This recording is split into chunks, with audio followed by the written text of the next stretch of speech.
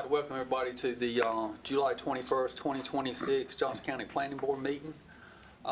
We will start with the Pledge of Allegiance, and if I can get Mr. Crenshaw to lead us in the Pledge of Allegiance. Pledge allegiance to the flag of the United States of America and to the republic for which it stands, one nation, under God, indivisible, with liberty and justice for all. Thank you, sir.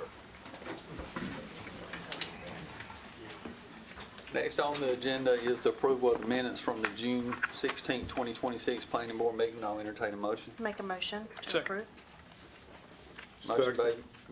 Motion made by Ms. Holmes, seconded by Mr. Crenshaw. All those in favor say aye. Aye. All those against? Thank you. The next part of the agenda will be subdivision review, and as always, just remind everybody, the vast majority of land in Johnston County is zoned agricultural residential, which means by right you can farm it or build houses on it.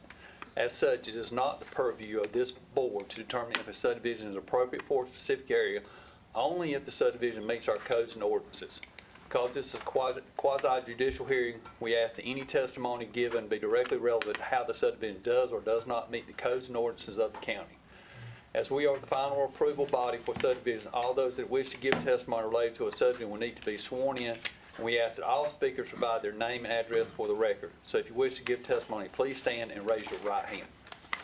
Mr. Chairman, just because we have so many people here and we do have quite a few outside, if we would do that per subdivision, that would be great. Okay. Thank you. We're going to do it for the Harper House Road track first. Okay. I swear to tell the whole truth and nothing but the truth, so help me God. Thank you. A couple things before we get started. The JV coach track, that has been withdrawn from consideration, and if that is resubmitted back to the board, it would require a new application. Just wanted to get that out in front in case anybody was here for that. That has been withdrawn. So we'll start with the Harper House Road track.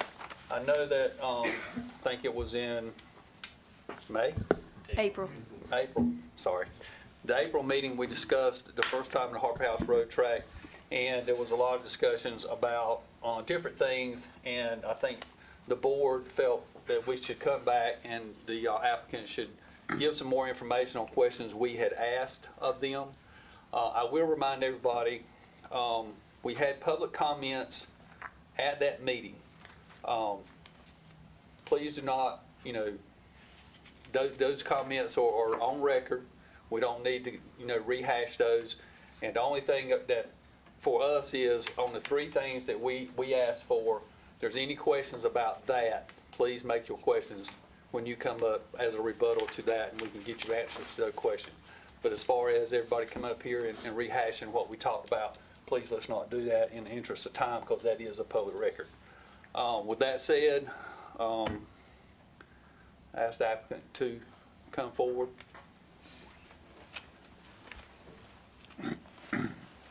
And everybody correct me if I'm wrong, but the things I remember from that were obviously the High Lagoons and the process of how they are closed out and how that time frame works as far as the rest of, houses being built, the approach being given. We also discussed the emergency entrance, and also access for an adjoining property. Did I miss anything that anybody remembers? And so with that, that'll be I ask you to address those to the board, those questions. Good enough. Will do. So appreciate you opening that. I'm Donnie Adams. I'm a professional engineer and associate principal with Becker Morgan Group, 314 East Main Street on Clayton, in Clayton. And my firm is handling the planning and engineering on this project. So appreciate that, Mr. Chairman, and I understand what you asked me to do. So our testimony tonight will be specific to those three items, and I'll just kind of restate them as you've said and as I understand. Hold on One second, Mr. Adams. We need to inform the public about a communication that came in. Yes, and ma'am. I'm sorry I let us forget that. Well, If you will address that, forgive me. I wrote it down, but I forgot to say it. We did receive an email from, and I think everybody on the board received the email, seeing this is a quasi-judicial hearing. that email will not go into our decision-making on, as far as the subdivision approval or denial goes. So, you know, I know a lot of people don't know that.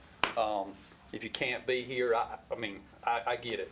But because it's quasi-judicial, you know, we can't let that determine our decision. And in transparency, I did send that to Mr. Adams, so he would have it ahead of time because ex parte communication is improper. Yes, ma'am. Thank you. I'm sorry, Mr. Adams. Go ahead. All right, yep, all good. So what I want to do again is just restate the three items that we were charged to bring additional information on, and then we'll work through them in that same order. So again, confirming what you said, so the hog farming / lagoon closeout timelines is what we took away as very important to be able to explain. And so we can walk through that. We have our environmental consultant here to assist with that process and offer expert testimony. The second item, I'll say it a little bit different, but was the ALTA survey, which will address the access easements that we all talked about. And then the third item, which is what I'll close with, would be the emergency access route. So with that being said, start off with the hog farm and then lagoon closeout timelines. And as I understood from the previous planning board meeting, the first question was, it's a hog farm now. Is that going to continue? So we answered then, but I'm restating that will be a hog farm up until our client takes possession of the property and the operations cease totally. Specific to the closeout timelines, I understood the question. I think it was Mr. Holloman that brought it up. He was concerned and offered, like, I'm not really sure, and asked questions, and I didn't know, but he was concerned about how long it took to close out a lagoon. And the reason that he was concerned was he didn't want to approve this subdivision and then it take 10 years or whatever to close out this lagoon, which we know that our approvals are good for 3 years. So that's one of the items that we'll address. As I noted before, we have an environmental consultant. Our client engaged Agra Services Incorporated to assist with the hog farming / lagoon closeout. They're consulting with us through this process now. Should we get approved, they'll be running and conducting the operations to close out the farming operation and specifically the lagoon, the hog lagoons. And something in our previous conversations, and I'll have the expert attest to this, but in our discussions, we've come to understand that closeout process for a lagoon can be accomplished with the state or through approval with the state in less than 6 months. And so with that being said, what I'd like to do is introduce Ronnie Gino Kennedy Jr. as an expert witness. And if you come up here, that's his official name. I'm gonna call him Gino. That's okay with you guys.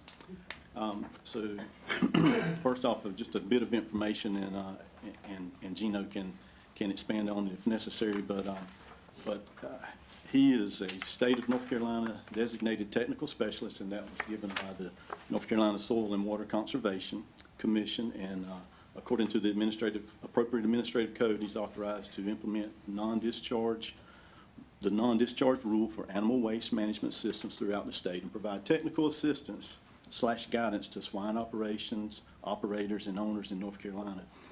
Gino has a significant amount of experience with hog farming operations and especially closing out hog lagoons. So with that being said, Gino, if you could state your name for the record, name and address. Ronnie G. Kennedy Jr., they call me Gino. Address of my business is 1289 NC 241 Highway, Pink Hill, North Carolina. Thank you. So Gino, approximately how long or how many years have you been working in the hog farming industry? We're going on our 33 years of as a consultant. Started the business in 1994. Have you coordinated Hog Lagoon closeouts with approvals from the state of North Carolina? Absolutely. Many in North Carolina, South Carolina, Georgia, Oklahoma, and Virginia. All right. So with that being said, I was being a little bit formal, but I want to make sure the board accepts Gino, Mr. Kennedy, as an expert witness. Okay, so first off, I believe that you've heard from what he said. I got a couple more questions that I'd like to ask him to get us to the finish line. Gino, in all these lagoons that you've worked through closeouts on, it's my understanding that the typical closeout operation is generally less than 3 months. Is that correct? That's correct. You can have some weather issues that might set you back, but with my experience and my crews and our work ethic, it would have to be something horrible, some problem of groundwater intrusion or something coming in the lagoon that we'd have to get in. We could get the state involved in that, and they can help us through it, but yeah, no problem. Should be easy. Okay. And so with that testimony, what you heard me mention less than 6 months. So we believe that we'll be on a path to be able to close out the lagoons on this site within less than 6 months. We're in a 6-month window. Do you see anything that would create an issue on this particular site with that? I do not. Okay. That was the main thing that we wanted to be able to speak on. As you've heard, Gino has got a tremendous amount of experience and knowledge. So, I would open it up to you guys if you have some specific questions about that process or closing out the lagoons. Fire away. Yeah, so just for me, Gino, is there oversight done by the state? Is there a closeout certification or something that's done after you have completed your process? Well, first of all, we've got to develop what they call a closure plan. So I have to put a plan together, looking at the soil types with the cooperating farmers, the soil types that we have on our farm, and looking at the hydraulic and agronomic loadings of those fields with the crops, etc. So you put all that together first, and then once you do that, you notify DWR within 24 hours of beginning the closure. And usually by that time, we have the complete plan in their hand before we even notify, because we want them to have a chance to look it over. Okay, so if they got any questions, they'll ask it. And then once we notify them, it's usually by email or text or something, and they confirm that we're going to start operations at closeout within 24 hours. So what that'll entail is we'll go in to the operation and start to mix it up into a slurry and pump all the lagoon out to standards. Now, we have a standard we have to meet. It's a federal standard, okay? NRCS is our federal standard that DWR goes by, and me as a technical specialist has to administer according to that standard, and the state law tags that standard. So we have to meet the standard. It's a 360 NRCS animal waste management closure standard. And so that standard is strict. It is the toughest standard by far of any state I've been in. They go way beyond it actually has more, but it goes way beyond anything that I've seen in my time in the United States work. Okay, so did I answer your question? Yes, sir. And then I assume after you're complete, you get a certification. Yeah. So after it's complete, I usually, and this is something I do. You don't have to do this, but we always call the state and say, hey, why don't you come out and take a look? We think we might be within 3 days of getting to the complete bottom of this thing. Come and take a look at the side slopes, walk around with me, and that's voluntary, but we always do that. They'll come out and look, and then once we get everything out, we have to take a bulldozer into that structure and scrape it. So wherever the sludge material was joined into water, that's scraped up into a slurry as well, and we've got a sump area where we're pumping that material out. It's got to be completely clean. And so clean, in fact, that you can immediately put water in it and start becoming a fish pond. I can show you from our work where you can take the nastiest of lagoons that maybe hadn't even had pigs in a long time, and people's forgot about it, and we turned it into a beautiful fish pond. But there's standards for that too. And even on the pond part, there's standards we have to meet to turn it to the pond. So lagoon, pond, etc. But there's a closure report form, is what you're trying to get at. So I am the one that would, after I consult with the state, I will sign off on that lagoon being meeting the standards and closed. At that point, that form will go to DWR within 15 days by law, and they will look at everything. They'll look at all the records and all the entire package, closure plan and everything, and they will send a rescission letter to the permit holder. And at that point, there is no more permit on that site. But that has to happen twice here. So we have two structures, that same protocol, calling, notify, all that, it happens on two structures. And then when the second structure's done, you'll do a closure report on one lagoon when you're done. You'll do the second closure report on the second lagoon when you're done, but they won't rescind the entire permit till both structures are done. Gotcha. And the 6-month period is for both structures.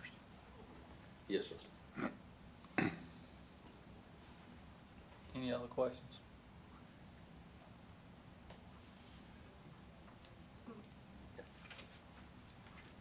Thank you, sir. And for everybody, after we get done, if anybody has specific questions as they relate to the three things we say, then we'll take those. All right. So moving on to the next one, which is the Alta survey. So I have two methods to provide that with you. I have a paper copy that's 11 by 17. I also have a PDF that we can show up here. You guys want a paper copy? Okay. Please. I also folded up a couple of big ones, 24 by 36 if you need them. I'll be taking up everybody's space. Sure. Thank you. Thank you, sir. Everybody gets one.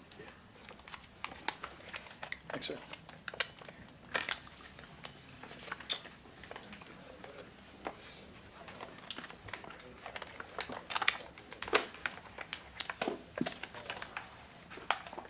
All right, so as you're grabbing that, what I'm gonna start with is I'm gonna talk about the Alta survey and walk through, and we can stop and we can ask specific questions as needed.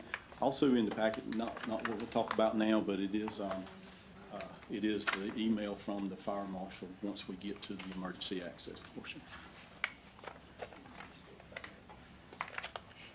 Okay, so from the last meeting, the areas that got the most attention and what I believe we were tasked with was to be able to speak to the existing access point of Parker House Road, which is on the bottom, which would be southwest corner of the site.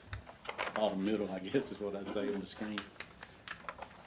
I assume we're looking at page 1 of 3. Hey, I'm sorry, shoot.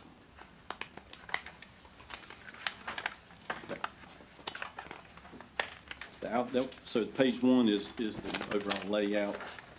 Sheet 1 of 3. Okay, thank you. Hopefully I won't be shaking all over the place. 1 of 3, yes. The map prepared by Bateman Silver Survey.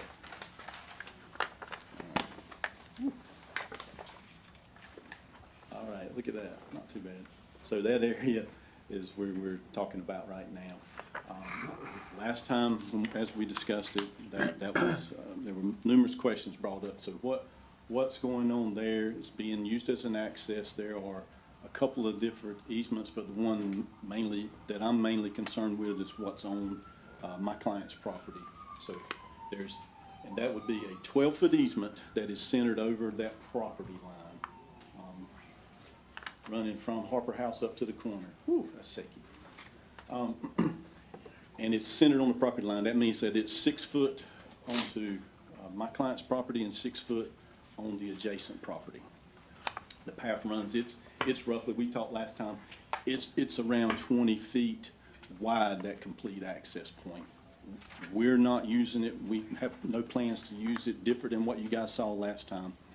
It is gonna be used for the purpose of access to those properties, to honor that easement, and then some. When you get to the corner here, it turns 90 to the left and runs back down. Once it makes that turn, then that 12-foot easement that I mentioned becomes totally on my client's property. There is an additional easement that has been provided over time on the adjacent property. It has nothing to do with us, but there's additional, I think it's 30 feet, it shows it on here, but not necessarily relevant to us. And that is the extent of the recorded easements per the Alta survey and the title searches. Donnie, will Yes, that existing gravel path go away? Okay, so there's a The couple one that of runs ones. in the middle? One that runs through Yes. here? Yes, ma'am. So, Okay. so to answer that, maybe flip back to page 1. So it lines up, a roadway lines up along that path. And Okay. when it turns, we adjusted, once it was surveyed and we specifically knew where it was, we adjusted lots 23 and 24. We actually lost a lot to doing that, but we angled the easement where it tracks. So it goes from right of way to easement in the path that it's on. So, I have a question. So, on this plan, it says a 12-foot right-of-way easement, and right below it, it says a 30-foot access easement. Yes, so that would be, and 30 foot, he said. Are you it's not on- this property, it's on the adjacent. it's on the adjacent one. Okay, got it, Yep. got it. Okay. And the 12-foot is centered over the property On line. the We got property 6 line. on us, 6 on them, but then they have as part of that 6, they have a 30-foot on that adjacent property. Okay. All right, any questions specific to that or those areas that were Yeah. originally concern points? If I remember correctly, there was some concern about turning radiuses on the easement for tractor trailer that was going to the back. Would that handle that? Will this handle that? Yeah. The one that's existing that they are currently using to access their property? We're not changing that now. Okay, I We, got you. we are adding, if you look at the plan, the same thing as what we had last time. It doesn't show up on this. But we are adding an additional easement that clearly gives them, like we talked last time we ran those, the turning radiuses. It extends beyond where you're seeing the gravel here, and where I'm talking about, and I think you're talking, Tim, or Mr. Little, Yes. is right there, right? Yes. And so they're currently going down, and I assume they're going down and following that 90-degree turn and coming this way and around. So what we've done is we've widened it a bit here for that turn and come 90 and go as far as providing easements, just Okay. in addition to what they currently have.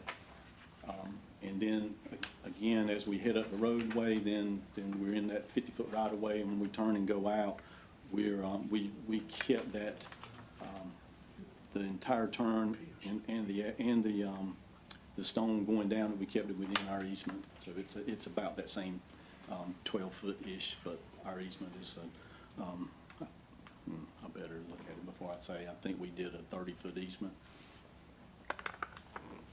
Okay. Is that good? Yeah. Okay. Any other questions about the survey? Donnie, do you know if that path runs down the back of these houses or the front of those houses? Right here. Mhm.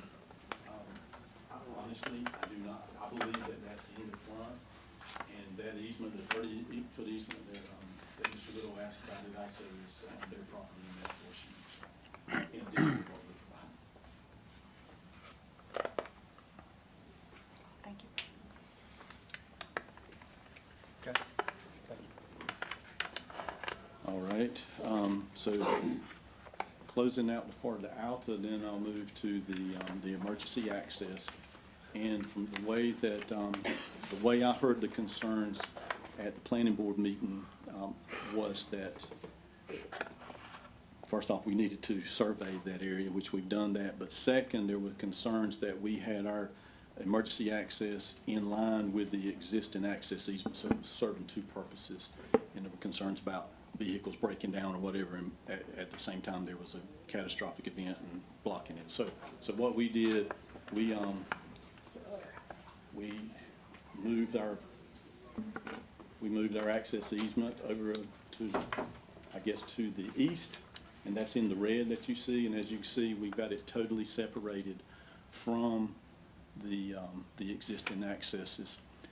And we've had this reviewed by the fire marshal, and he's accepted it, which you can see at the back of your package, his acceptance. He added about 3 or 4 conditions that associated with that approval, and they were the addition of gates, Knox boxes at each end, gates at each end, Knox boxes at each end, and then no parking signs. And so after his approval, we updated this plan with those notes. I think that's what it says right here at the bottom. Yeah, and a 20-foot all-weather, Yes, and that's the standard requirement for the emergency access. stone, or code. is it a stone gravel? That's right, it's all weather's what is, and plain and stone at this point, yes. Okay. So that is the end of the information that I felt like you guys had asked us to address. I believe we've addressed them, but again, I'll just ask for a double check. Is there anything else that I can answer for you? What is Now, with the proposed emergency access, what is that space in between the main entrance and? It's a little better than 400 feet. Okay.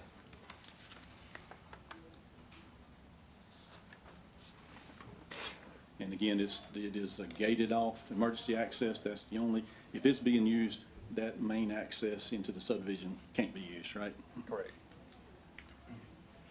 Okay. Anybody else got any questions? Mr. Adams? Thank you. I'd be glad to step back if I need to. Yeah, at this time, if there's somebody in the audience has specific questions that relate to the 3 things that we talked about, remember, please have them relate to the 3 things we talked about. We'll try to get you some answers while we have Mr. Adams here and the expert for Hollywood. So, whoever's first, please come up, state your name and address, please, for the record. Yes, I do. Zach Daugherty with Garden Street Communities, 313 Stonehenge Drive in Dunn.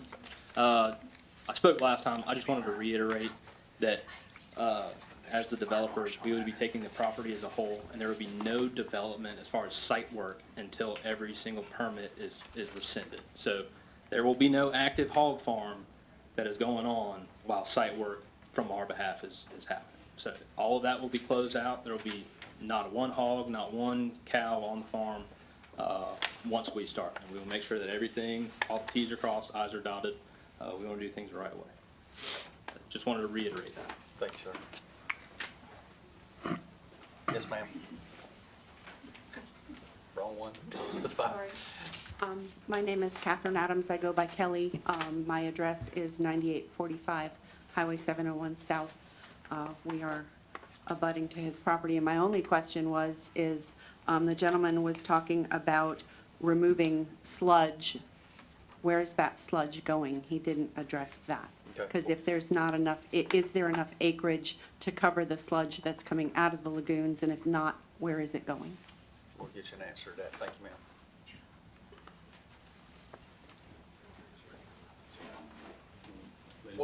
We'll get them all at the end. Yeah, okay.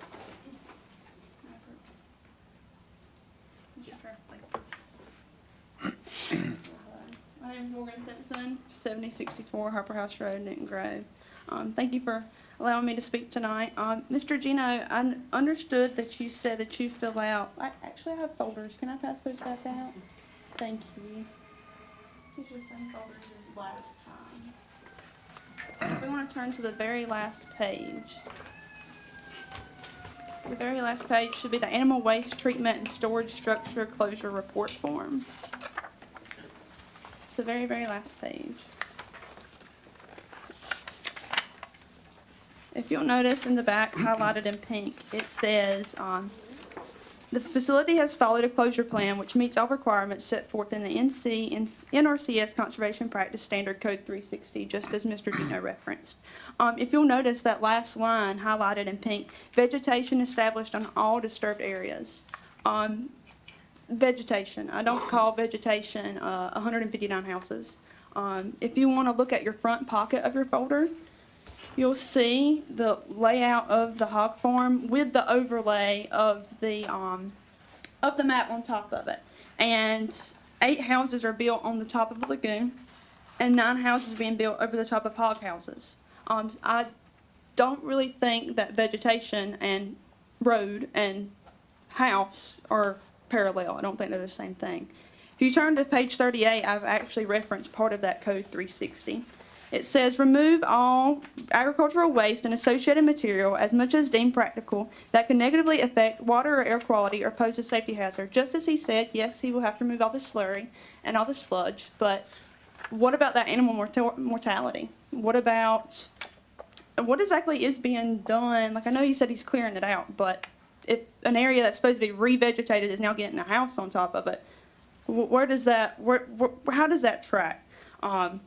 Revegetation is also spoke about. It has 3 stars next to it. Revegetate or treat all disturbed areas with other suitable measures to use to control erosion and restore the aesthetic value of the site. Treat areas not suitable for revegetation through normal cropping practices in accordance with NRCS CPS Critical Area Planning Code 342. I understand he said it's 6 months to close out a lagoon. Is that correct? 6 months? We'll ask him this question. Okay, I got you, sorry. Yes, that might be enough time for them to get the excavators in there, scrape out that sludge, find some fields to put that sludge onto for the agronomic rates. But at the end of the day, when is it safe to build upon? Also in your paperclip thing, you'll see another form. That's also from NRCS. And on the back of it, it says the construction of buildings or other facilities should not be considered in the area of the impoundment closure until the area is allowed to settle for several years. This also relays it to exactly what News River Waterkeepers told us on the next to last page of our book. Our next to last page of our book says that this is a new concept. Building directly on top of not only hog houses and hog lagoons, but also spray fields is new in Johnston County. Are we going to be the one to put our feet in the water to see, is this safe? Are we able and willing to take any responsible action if legal consequences arise because of this decision? Because at the end of the day, hog farming is not easy, for one, but you cannot tell me that the only site of hog waste on that property is the hog lagoons. That's not how it works. That's not how it works. The hogs start off in the hog houses. Hog houses produce waste, and then where is that waste sprayed? All upon this property. Furthermore, I think that's all I have on that. And he knows that these rules about impoundment closures and allowing the area to settle, because there are also special rules in place for the NC closeout program that he has to follow. I don't have those in your packets. I do apologize about that. But every single thing, yes, you can get the excavator in there and out of there in a few months. But when is it safe? I don't know. You tell me. One document says several years, and another document says it's not suitable. Lastly, also in this packet, I don't know if I'm allowed to speak on this, but there is a graveyard on that property that has not been identified, along with mortality burial sites. And that's your last deed, is what's in that book on the folder, the very last page. There's a 40-square-foot graveyard somewhere on that property that was my family's. Let's please identify where that is, just out of the sake of my ancestors. I believe that's all that I have. What was the page of the, what was the page about this cemetery? The cemetery, it should be in the folder. It's the last page in the paperclip on the folder side. Sorry about that. I threw a lot of papers at you. I got it. Thank you, sir. Thank you. Thank you. Got it. Okay. Anyone else?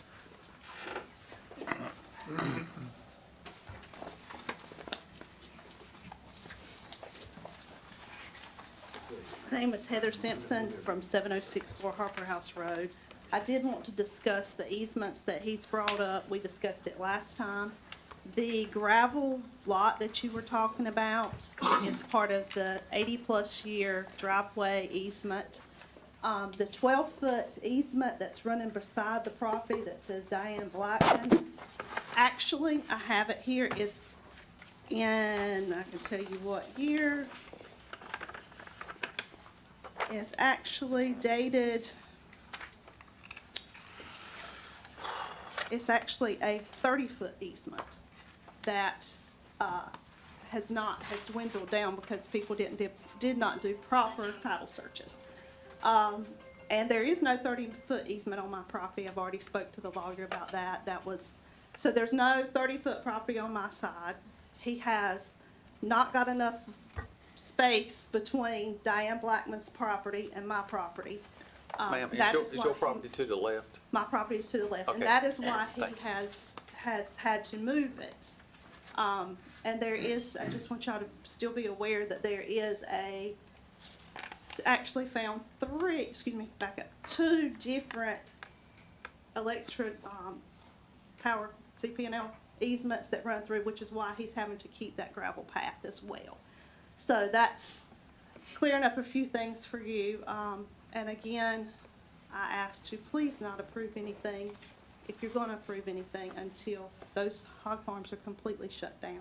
Because the map that was in the front of your book shows what the rules are of how far they're supposed to be away from a hog house. And this person that's applied for this has history of not following through. I have it documented all the way through. So if you would like to see that, I can pull that. But if you look at this right here, it shows the entire property is covered, how far he has to stay away, 1,500 feet from a house. So if you approve it and don't put a condition on it, and he changes his mind, you're putting people's families at stake. Thank you. Thank you, ma'am. Yes, sir. William Strickland, stay at 7064C Harper House Road. My issue is the new driveway. Getting in is hard. I drive the semi. Getting off the main road into the driveway, it's hard now. I can make it. Come up to that first curve, they have fenced it off, so I can't go straight up and come around anymore. Okay. Are they gonna put something in there like gravel, asphalt, something besides farmland? Because the tow bill on that thing's expensive. Because that's an awful lot of, I made it. I went through there the other day after they fenced it off. And I'm all up in the field that they fenced off for me to use as a driveway. Off the gravel driveway that Mr. Jackson spent so much money on, putting in there, making it nice for cars and trucks, not semis.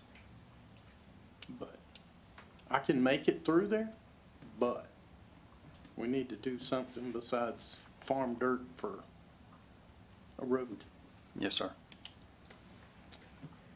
Are they gonna do anything for Miss Jackson's easement? Because when they put the fence across there, her driveway went straight up and came into her yard. And now she's having to go around through there and go across their yard and through the grass, and she's not happy and we're not happy because she's messing up the yard. So are they planning on doing anything about that? We'll find out. Thank you. Thank you, sir. Anyone else?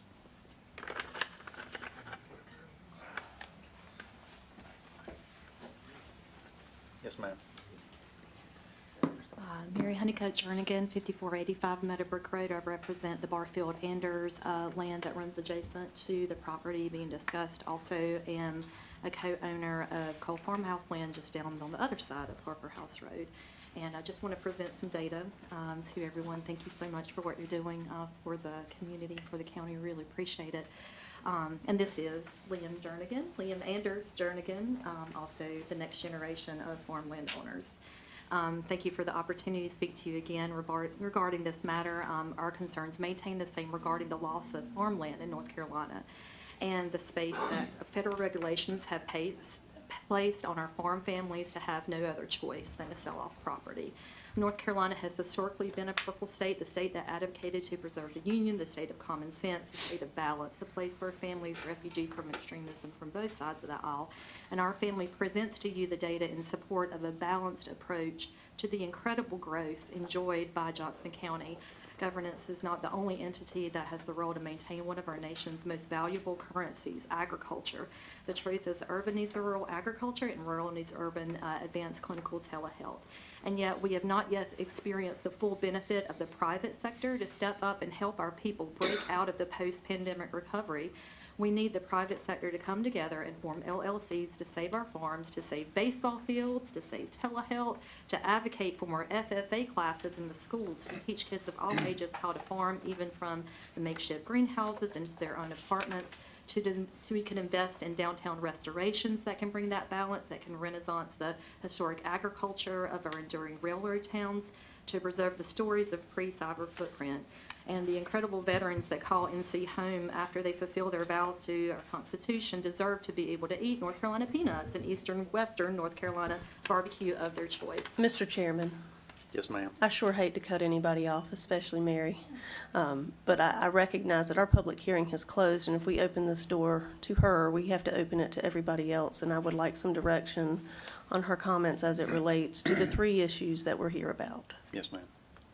Okay.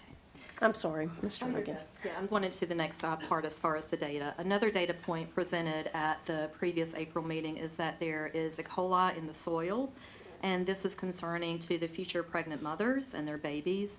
In 2015, this region experienced a historic Hurricane Matthew that flooded out all the roads, the cut-throughs, the paths, the yards, and the people right on that land. Respectfully, we are still not there. I'm sorry, Ms. Jernigan. We need to address the 3 points that were here. We have closed a public hearing, so we can't reopen it. Yes. If you have points related to those 3 issues, we can deal with that. And those 3 issues are basically the filling in the high lagoons, the survey that was done for the road, the easements, and also the last part, which is the emergency access. Yes. You can- Yes, definitely. The emergency access to the road, we continue to farm through that Redfield farmland with the trees, as well as I'm just really concerned about the E. coli. I'm concerned about the effects of the overflow, especially with the hurricanes. And I did not present that data at the last one, but it is very concerning. Okay. Thank you. Thank you. Thank you. Anyone else? I think, Mr. Adams, if you will bring Mr. Gino back up with you. I'm gonna go through all the questions. I'm gonna go through all the questions real quick, and please, if I miss any, please correct me. I think the first question was the slurry, where does it go? We also had a question about vegetation growing back on top of the sites that have been filled in. What is the safe time amount to build upon once they have been filled in? Is there anything that talks about building on top of hog lagoons, hog areas that have been sprayed? The settlement, the graveyard, the easements, and the gravel road for the easement, Mr. Strickland mentioned, and Ms. Jackson's easements. Did I miss anything? Okay, I'm glad I wrote it down. Let's start with number 1.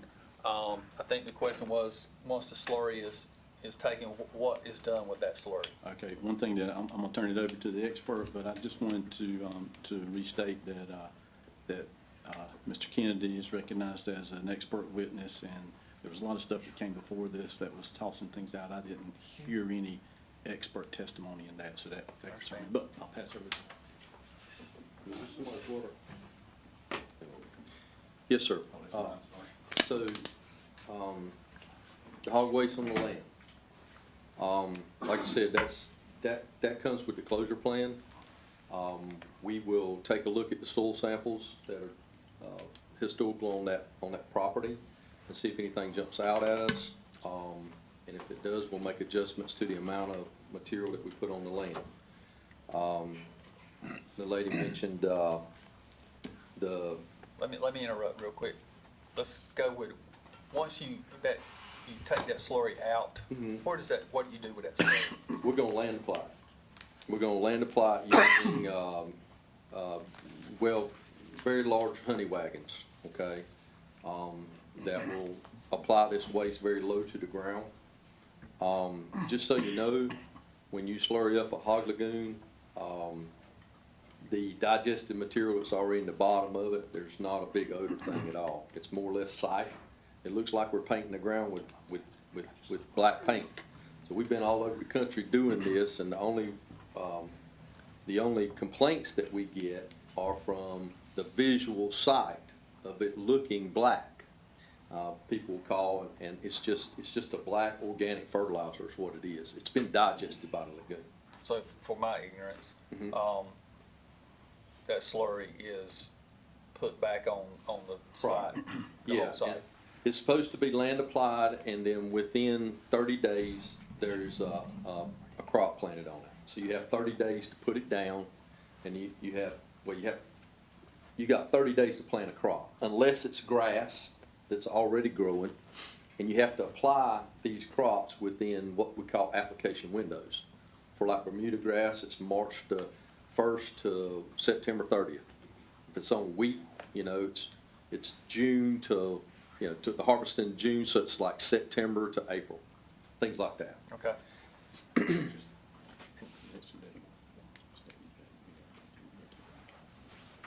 Yes, there will be, the material will be taken off the site to cooperating farmers. We have farmers that will wait in line for this. We have a strong following of farmers that want to put this on their land for the nutrient value. Just to let you know, what we do on an acre of land would cost that farmer $300 an acre if he goes to the fertilizer store to buy it.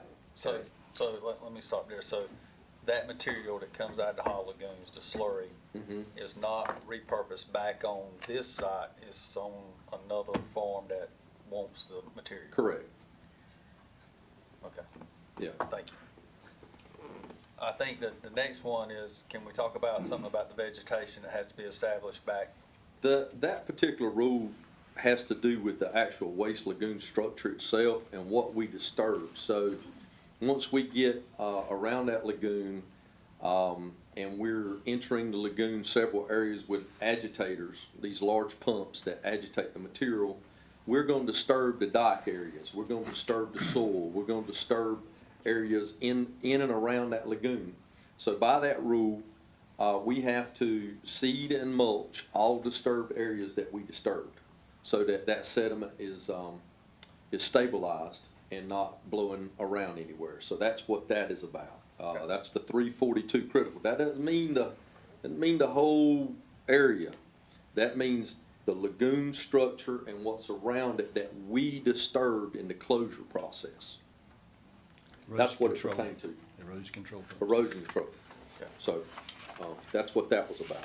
And I don't know if this is in your purview, but there was a question asked about once the hog lagoon, you had mitigated it and it is backfilled with material, is there a specific amount of time that it can be built upon or not? That is a strictly professional engineer, civil engineer, structural question.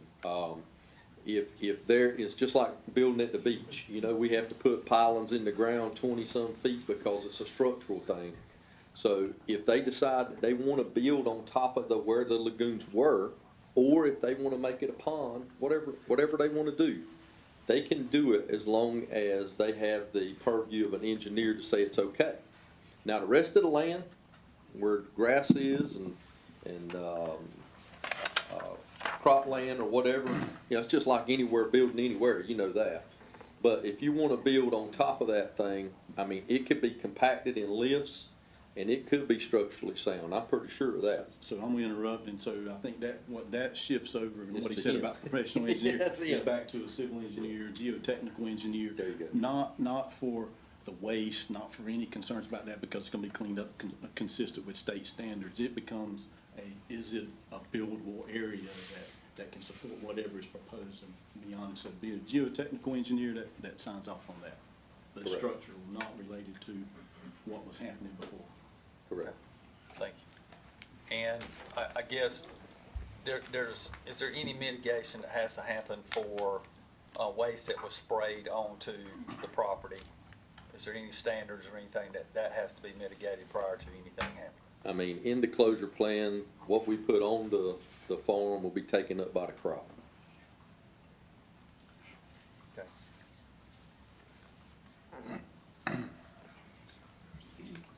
And,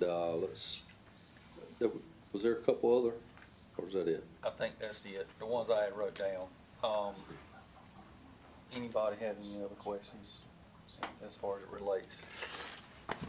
Gary? At the end of all this process, and obviously you have to meet state standards and for the permitting to be approved and everything. At the end of this whole process, is there any kind of soil sampling that's done? Somebody has to come in and do soil samplings that do a before or an after type thing on this property? I mean, you can, No, I'm asking state regulated. Does somebody have to sign off? within a year of application of this material, the cooperator who receives the material should sample the soils within a year. And of you're the talking about where you take the slurry? I'm talking about- But you're talking about this. I'm talking on-site where you're removing the lagoons. Not Because that- there's been spraying being done on this farm. You're I talking don't know a lot about, you're talking this about process. the spray field that exists now. See, there's a, I'm there- talking about the spray field, the lagoons, the houses. Is there Okay. any testing done on the soils? yes, every 3 years, they're supposed to test those by permit law. Okay, Yes. And every 60 days before, after they land apply to waste, they gotta have a sample that's analyzed. and where you're done, We'll do the same thing on that. okay. We'll take slurry samples throughout the process Alright. and run the And records out that's accordingly. state certified or it's looked at by the state? on- Yes. On your Or, permit? on or your any permit state approval? certified lab. Okay. Yes, sir. Absolutely. Anybody else? Thank you, sir. Thank you. Mr. Adams, we're gonna go with, can you talk about, this is next on my list, the graveyard? Okay, graveyard, sure. Passed this around, I only brought 2 copies. I gave one to just gave one to the county attorney. So that's one piece, but, so a couple different ways that I'm gonna attack this. Number one, the professional land surveyors that conducted this Alta survey, they've noted on there, you can see it on sheets 1 of 3 and 2 of 3 in the notes. I believe it's note number 7, but they have noted that they did not find, I don't know. Can you read it? Tell me Excuse that me, they stated speak they up a did not little find bit, it. please. Speak up, Could you please. speak up, please? Yeah, no problem. Sorry And, about that. and with that, if everybody can please, let him talk. Sorry and about Try that, not to talk sir. amongst yourselves. Thank you, go ahead. I can't hear, so I didn't hear anybody say anything, but thank you. Yeah, so number 7 addresses that they did not locate anything on site, did not find any graves or any graveyards on site. The letter that's going around is by the company that handled the title work for this property, not for the property owner, but for my client who is in the process of purchasing the property. And so they've stated that they don't find anything. I took the information that was shared, and we have a surveyor in our office as well. And sometimes surveyors can pull some information out that maybe engineers don't. So I just wanted him to look at it. So he checked through what was available online, and read the document that calls out a 40, well, I think it's a 40-foot cemetery or 40-foot graveyard, grave site. But it's part of a big deed, and it doesn't tie it down to anything. So That's what this other research was for, but Braxton, if you don't mind, could you pull up GIS? This is speculation only, what I'm getting ready to say. The parcel two over to the right. Come down.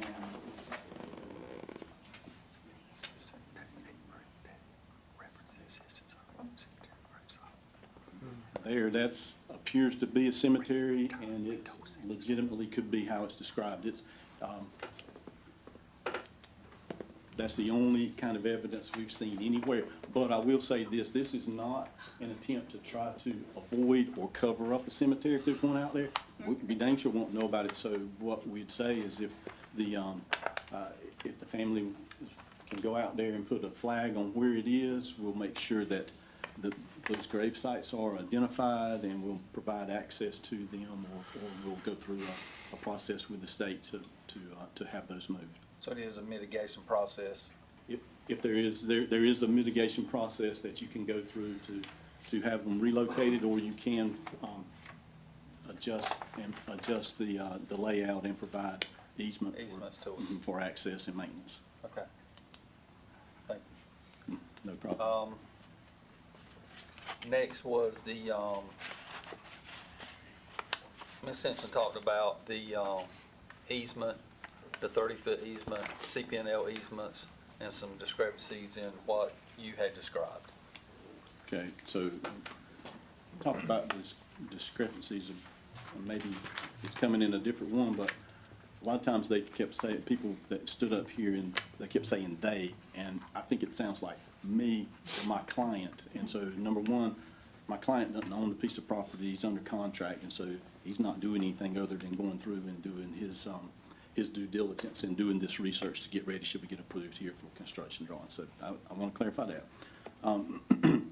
But as far as the easement go, what the Bateman Civil Survey team, as well as the company handling the title process, determined that area that they're speaking to, which is roughly that 20-foot existing, I'm gonna call it an access, the existing finger of the underlying property owner that comes out to Harper House Road, which is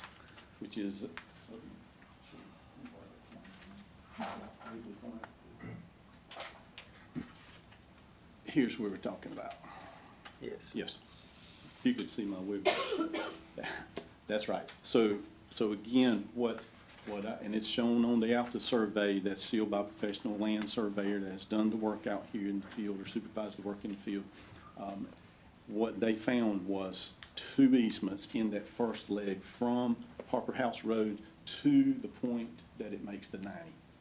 The two easements, one was the 12-foot easement, and as I stated before, it's a 12-foot that's centered on the property line of this parcel here and the parcel that we have in front of, we put in front of you for development purposes. So it's centered there. So there's 6 foot that is 6 foot out of the easement is currently on the underlying property. We're not touching that. Then, but additional, they have a 30-foot easement that runs on their side of the property, on this side of the property. When you get to this corner and you turn 90, then that 12-foot easement, instead of being centered, it extends onto this property, but it tracks the property line. It is 12 feet from the property line into the property. That's the easement. And so, and then what they've also shown as you come on down and you make the turn, and they being the professional land surveyors, make that turn and head back this way, there is an easement, a 30-foot easement that runs on this side, not on this side. So not on our property, but a 30% easement, not on the property that my client has under contract to, and is in front of you, but it's on the adjacent property here. Okay. So the 30-foot easement that the professional land surveyor said was on that property, are you utilizing any of that easement? Am I what? Is your client utilizing any of that easement? No, we're not utilizing anything in this whole area here. But the, The easement, no, the easement stays like it is. We're not disturbing it. We're not doing anything with it. okay, while we're talking about that, there was some discussion about that easement and was it gonna remain soil or is it gonna be a gravel? Was there any plans to make it gravel or all weather purpose road going in to access those homes in the back? You want, Obviously, we want to be neighborly, and, you know, we are more than happy to, you know, help out the folks with the access, you know, if it's, whether it's gravel, make it an all-weather strip. Obviously, we would need their permission in order to do that, so we would go as far as we can legally, but, you know, they've stated before that they don't want to do anything to help us, and that's fine. I get it, I understand, I get it. But, you know, I talked to Mr. Strickland on the phone a couple times, you know, they've been cordial conversations. So, you know, we understand that folks need to access their property, and if it, you know, is a condition that we need to, you know, provide some sort of, you know, improvement on that, that's fine. And I think that's, you know, more than reasonable. Okay, thank you, sir. Yes, sir. so something to note, since this is up here, sometimes aerials don't give a clear picture of where property lines really are. And so it appears like, wow, that easement, I mean, that drive path goes way out into this parcel. You can see on the Alta that it tracks pretty much inside that 12-foot easement that's along the property line and not way out there. Yeah. And GIS is not, Yes. you know, 100%. It's close and as we all- dangerous. As we all know. There was mentioned something about CPNL easements. Did the professional land surveyor find anything that related to CPNL easements? in No, that? there are no easements noted on there. We've shown the location, or the surveyors have shown the location of the overhead power lines. Also shown some underground telecommunication wires that are adjacent to the path and probably not in the easement, but they're covered by what we are proposing to extend. Anybody else got any questions? Mr. Adams?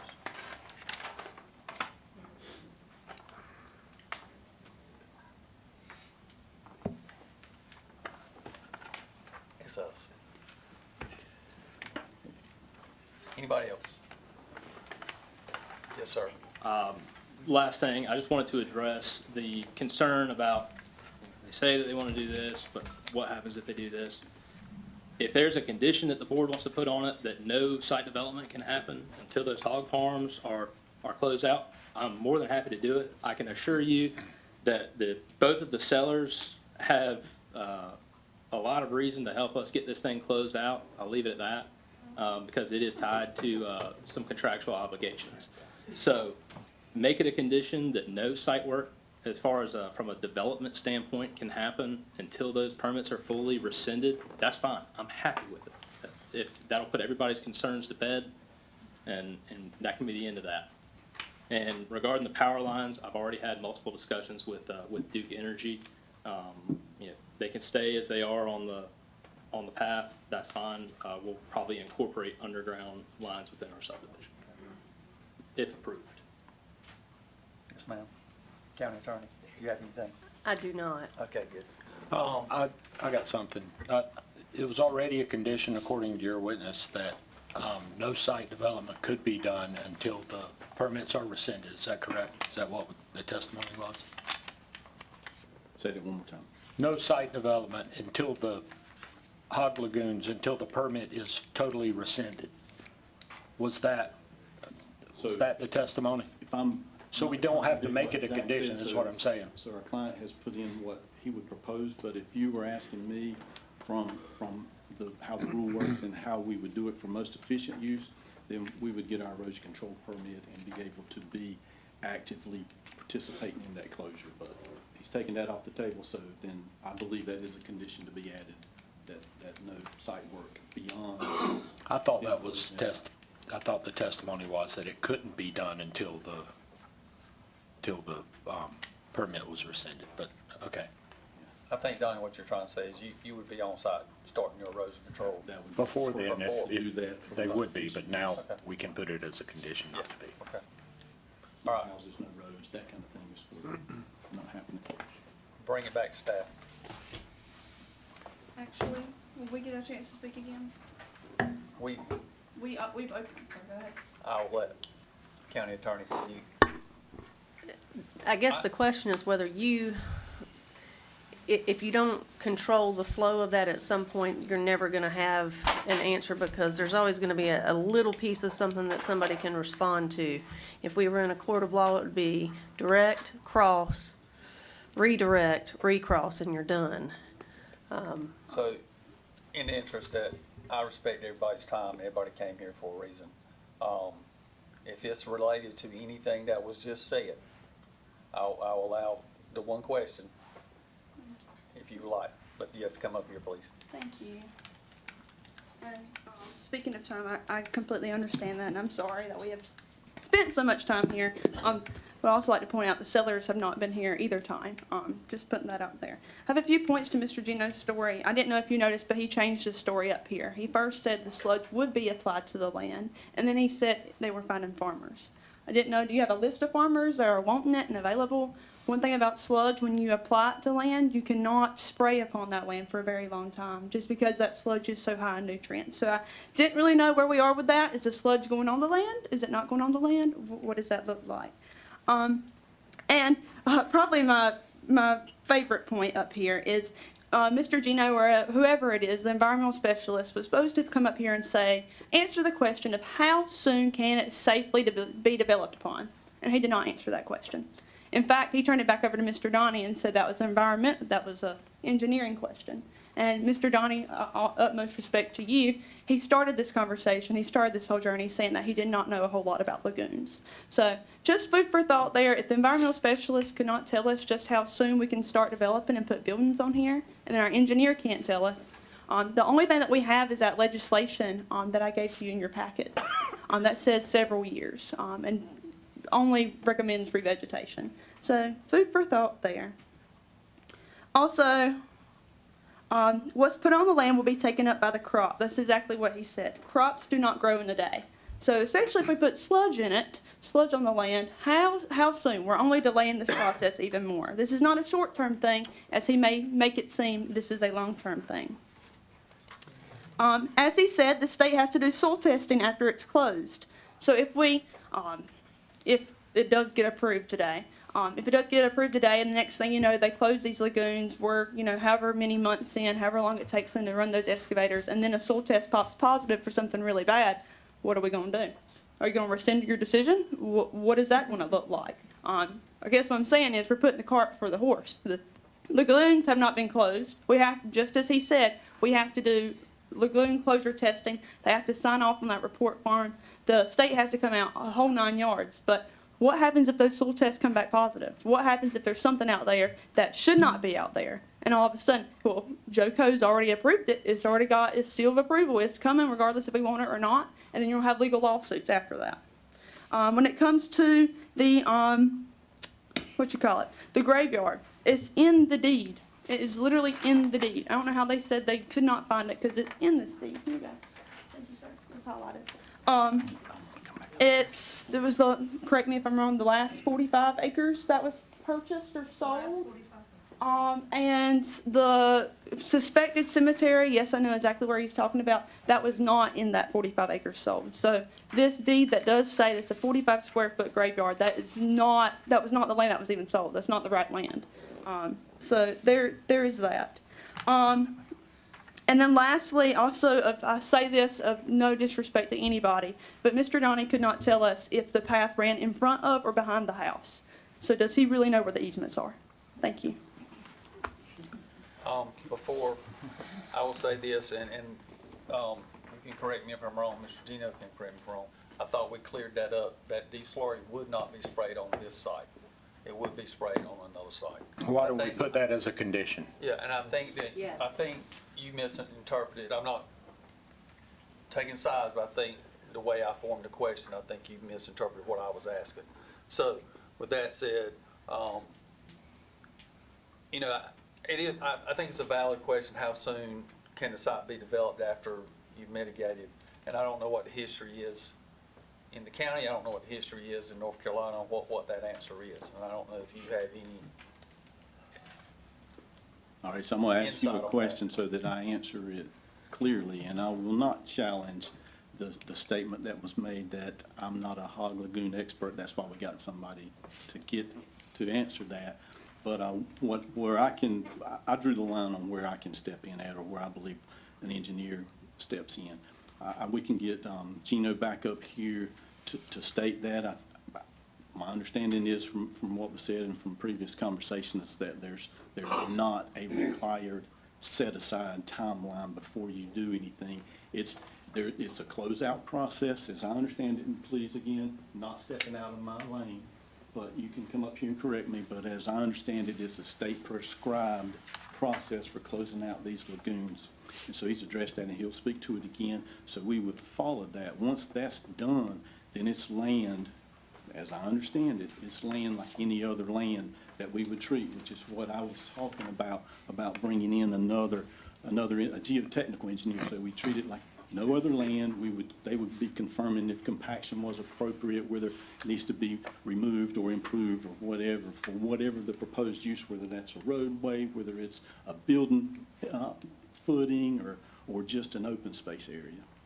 That's where the line goes between the two. But I think a big point is that I want to get out of the line on it, but I think a big point is that all these things we're talking about, I understand the concern, I understand the questions, but we could do this on every single construction permit that we have to go through on all of the subdivisions that come before you.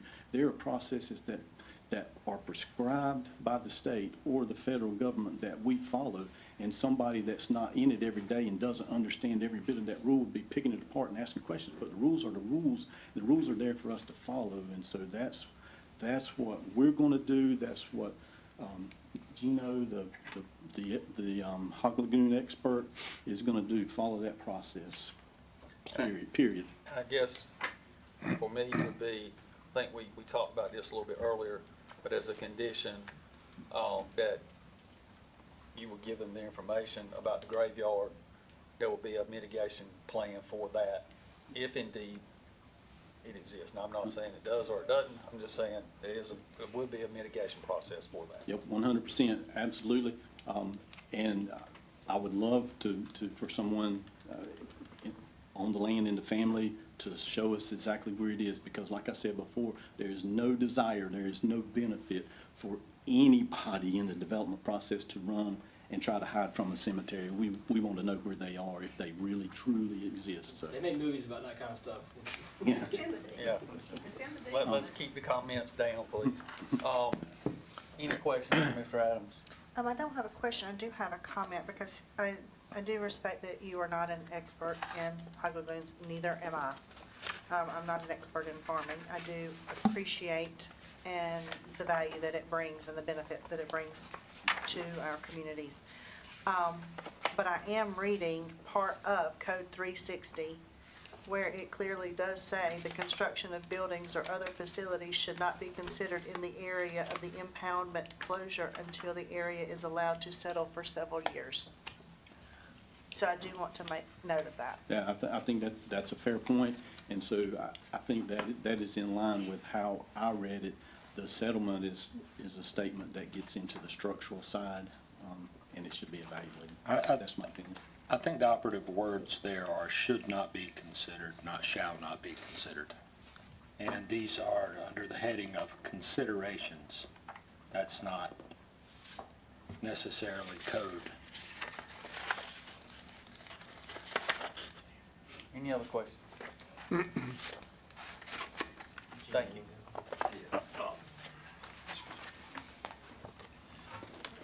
So, just so you know, the hog farm that's there has a permit right now to operate. All the land that's in his waste plan to spray on is permitted. He can spray anything he wants to from that hog lagoon permitted on that land. And he's done that for probably over 35, 40 years. Okay? So when I'm talking to you guys here, I want you to know it's not a pro-hog, non-hog thing. We have a process that we have to do to take that permit off the land. And the lagoon ties the permit to the land. So as soon as the lagoon is closed, the permit can be gone. And that is like the hog farm never existed, it's over. So anything that happens about that is like he said, it's code, it's structural, it's engineers decide what happens to it. Those are all suggestions. NRCS is not a regulatory agency, but DWR tags their standards in their side of it, which does make it, they make you follow it. But an engineer, 8 out of 10 times, can address what's in that standard. Just like you said, geotechnical engineer can go out there and do his testing, just like he tests on a car road or whatever, and decide whether it's structurally sound to build on. And that's what would happen. But I want to make it clear that the land that's there, that's been sprayed on for 40 years, is in a permit, and he can spread, that farmer can spread anything he wants on that land out there as long as he does it according to his waste plan.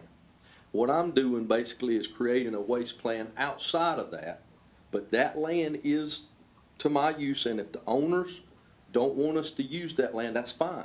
But by permit, today, he's used it for 40 years. Hog farming, a lot of the people in this room has been around it their whole lives. And all I'm trying to do is stay within my realm of dealing with the hog farm. I'm not in the argument of that. But we have dealt with sludge for years. We've closed out hundreds of lagoons, and we're going to follow the rules because we don't have a choice. I don't have a choice but to follow the rules with that. And we'll dot every I and cross every T when it comes to that. We've been in business a long time to stay in compliance. Thank you, sir. So what I'm hearing then is once the permits are pulled, that land is treated the same as across the street or any other farmland in the state. As far as DWQ is concerned, that they don't really have a whole lot of a leg to stand on to go out there and dive back into a permit that's been rescinded. It's done. It's done. Okay. It's finished with them. Can you clarify what is DWQ? Well, it's changed its name many times. Every time the governor changes, it seems like it changes. So it used to be the Division of Water Quality. Right, because you were And kept that- referencing DWR earlier. It's Now you Division said of Water DWQ, and Resources. I'm like, what are you talking about? Yeah. And a lady up here a while ago said something about 1,500 feet. When hog farms were first put into North Carolina, you had to be 750 feet from a residence. Well, as rules came in, they changed it to 1,500 feet. But then in 1998, 97 was a moratorium, so there's been no more hog farms built. That 1,500-foot rule doesn't matter anymore because you can't build any more farms. But that's where the 1,500 feet come from. And you had to be 2,500 feet from this and that, but those rules don't apply because we're under a moratorium in the state of North Carolina. We've had no new pig space in North Carolina since 1998. And we're still the number 3 in the country. We've lost we're number 2. We were 2, but Minnesota has taken us because they continue to be. I was number 1. Thank you, sir. Mhm. Now we'll bring it back to staff.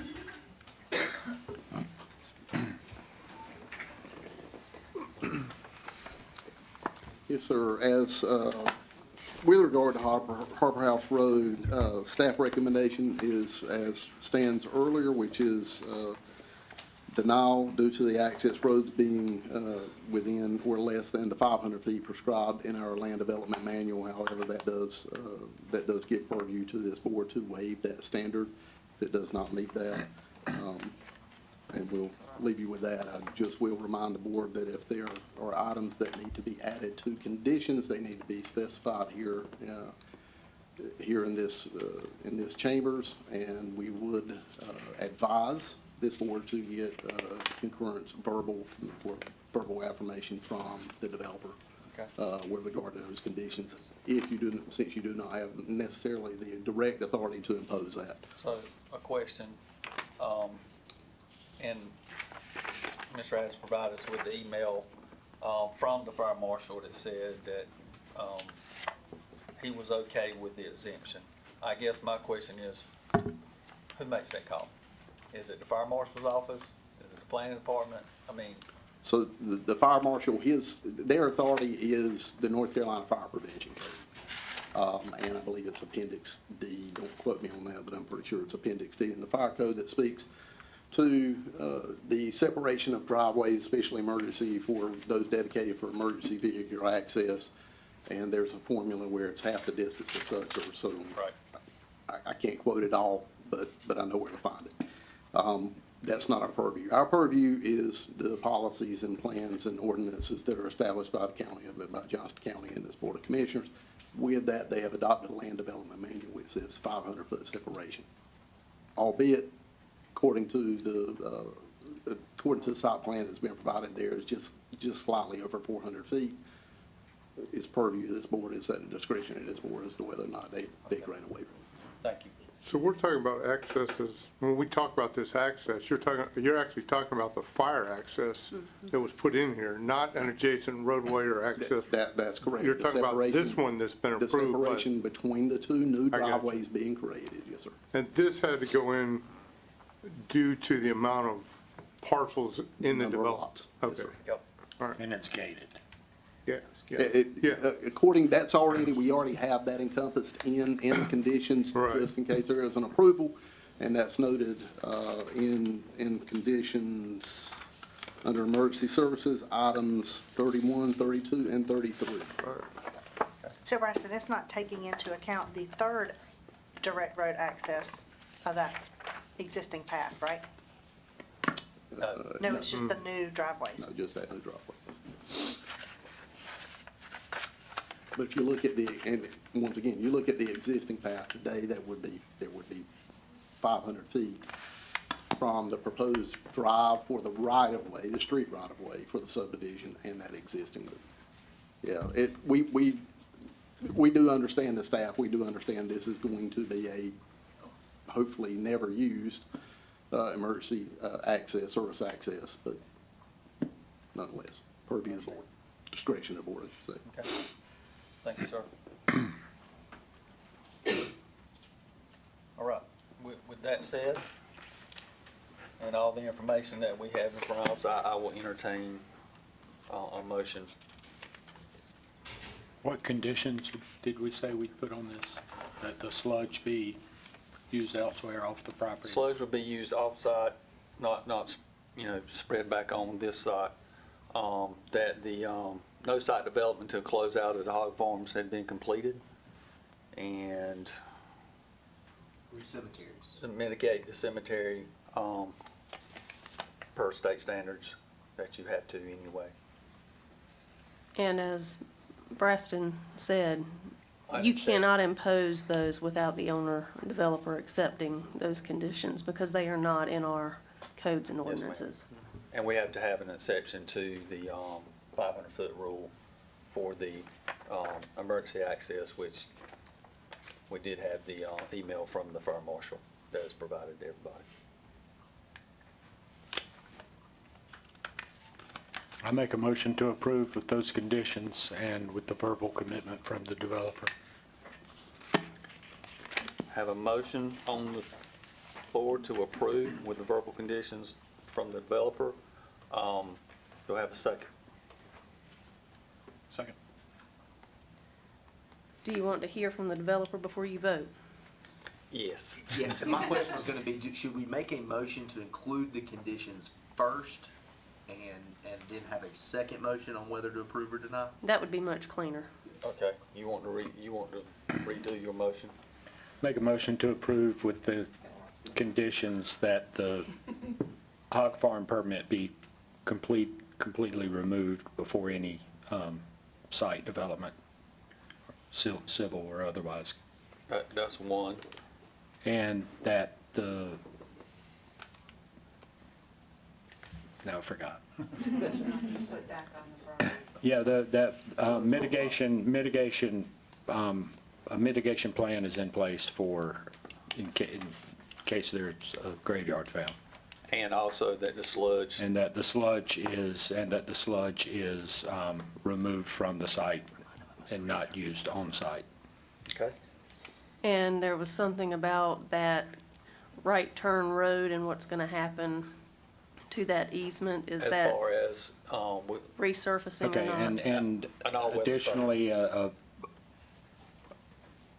an alternative way for, I guess, a wider access. I don't know how we need to word I it. think it needs to be where that the developer will look into providing all-weather road, all-weather access for that easement.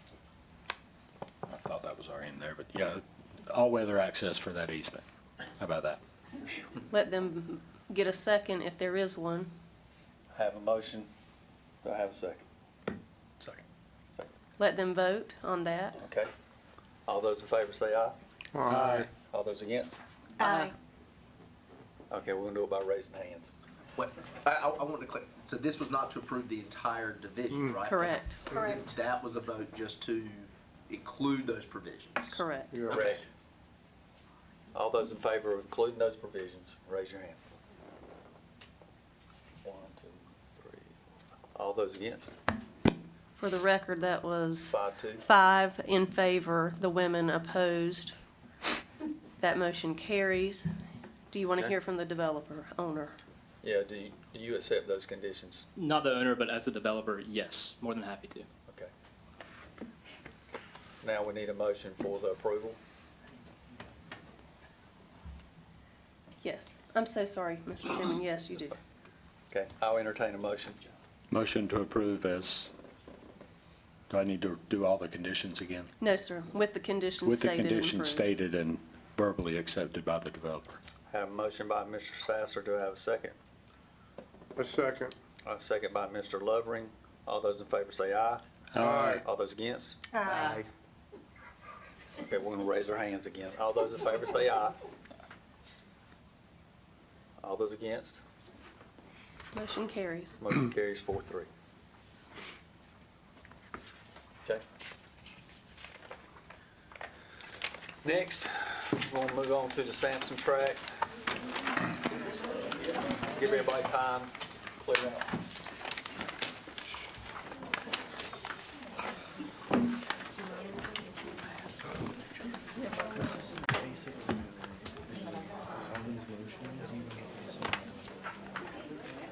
Which one are we doing? I have a question. Okay, on the, We want to entertain a recess. the new Yeah, driveway, let's when it take a comes off the 5-minute road and recess. goes to the first, We'll call a 5-minute recess. there's a power line. We right need to in the vote on middle. it. Thank you.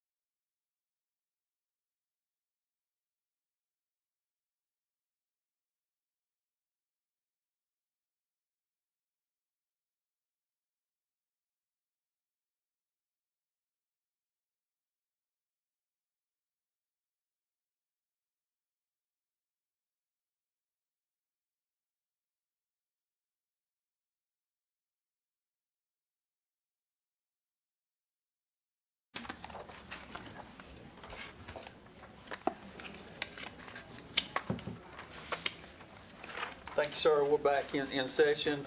The next one on the subdivision is the Sampson tract. Yes, sir, Mr. Chairman.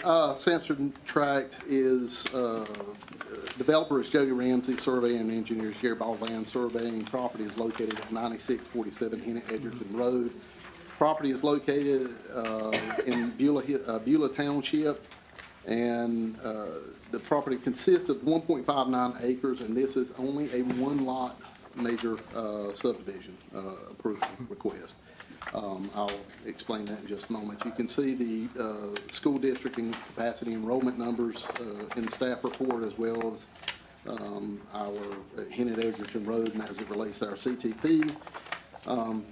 Direct driveway access on Hennett Edgerton Road. Major subdivisions may be located on a local road and shall be so designed that there should be no more than one direct residential driveway connection per 500 feet on the same side of the local road, unless it can be demonstrated that the proposed subdivision cannot be physically designed, that no reasonable alternative exists or would create an unreasonable hardship without a corresponding public benefit.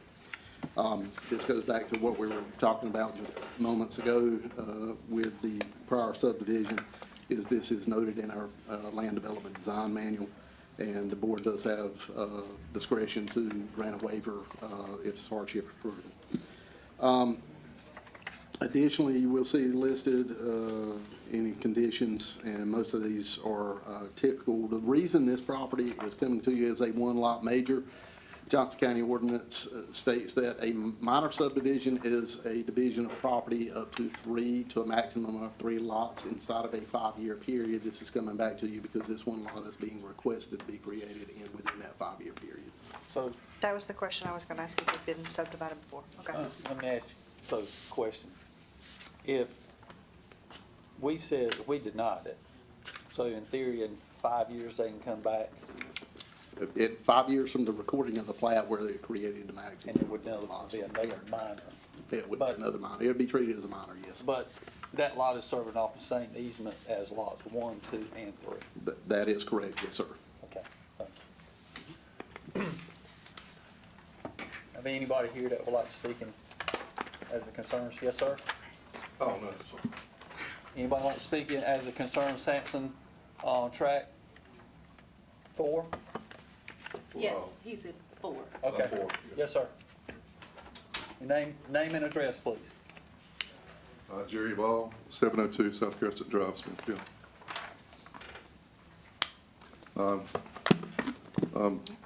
Answer any questions you guys have, and I have a letter from the owner that I'd like to submit. Yes, sir.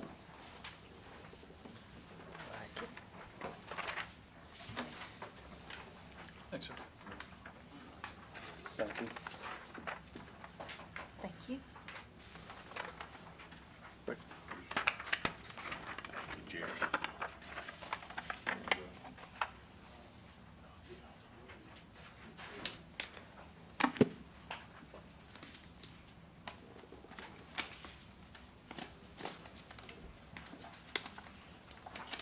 I guess we're going to try to create a lot 4 here using the same easement that we use for 1, 2, and 3. The owners have already put down a 6-inch, 12-foot wide gravel road, and they're going to pave it once the construction's complete out there for the homeowners. And I'll answer any other questions you have.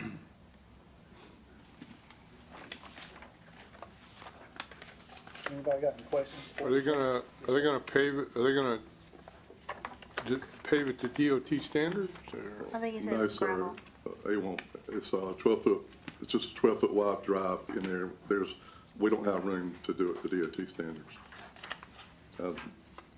The major subdivision rules require a 50-foot road, and we don't have that room. It'll be a private road. Yeah, just a private easement. Okay. Any other questions for the gentleman? Thank you, sir. Appreciate it. Anyone here like to speak against? Bring back staff. Yes, sir. As for the Sampson track, staff does recommend denial with our usual caveat of the driveways not meeting 500-foot separation, and also 4 lots, development's creating 4 more lots where an easement exists. The parent tract and the parent tract having direct frontage, an easement shall not be allowed. But once again, it is at the discretion of this board to provide a waiver or grant a waiver for that standard. So the 500-foot is between what? That's a really good question. I'm assuming that and the intersecting road right of way. Okay. Because there's not one, I don't think there's one on the adjacent But property. it already exists. Yes. I make a motion to grant a waiver and approve. Second. Motion made by Ms. Holmes, second by Mr. Sasser to grant a waiver and approve. All those in favor say aye. Aye. All those against? Thank you, sir. All right. Next will be the Cuttington Kinsley tract. Same area it looks like.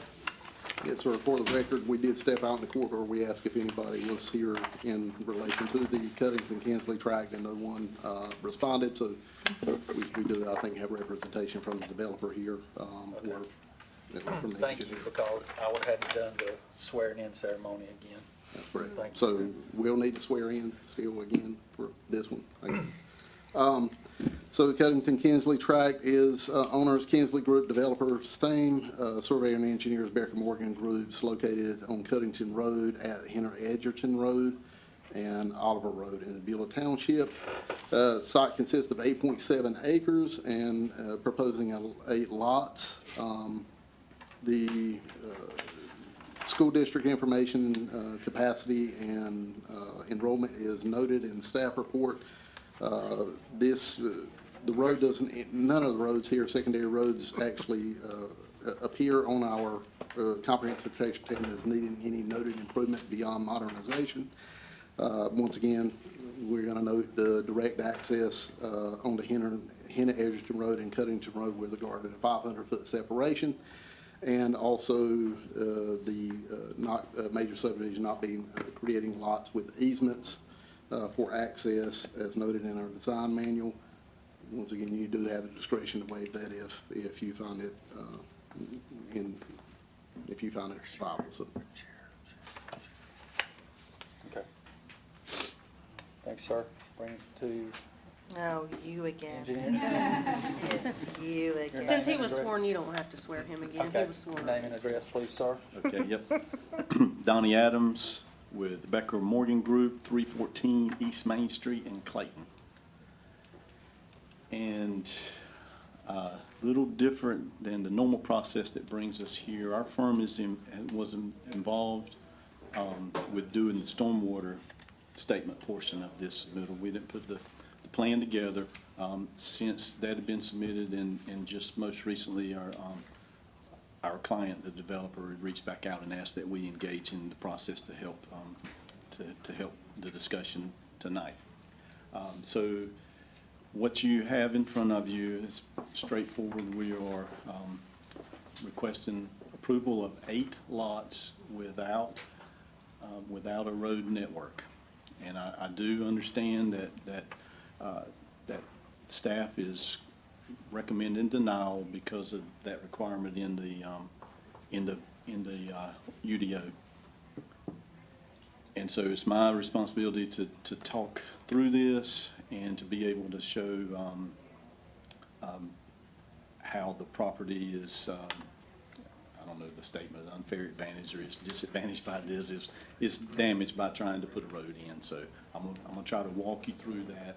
And what I wanted to start with is one of the files one of the PDFs I had, Braston. It's gonna be ones in the folder. I'm so sorry. There it is. In that Cuttington folder, and then we'll do PDFs where I'll start with. Okay, so what I decided to start with is this. This was my sketch on top of the piece of property if the developer was to propose a roadway network. you can see underlying what the layout is. So, 3 different points of where this property is impacted by the requirement for the roadway. We moved, there's a loss of 1 lot initially, 7 instead of 8. Second thing is there's a cost that goes along, not just losing that lot, but the cost of installing the roadway.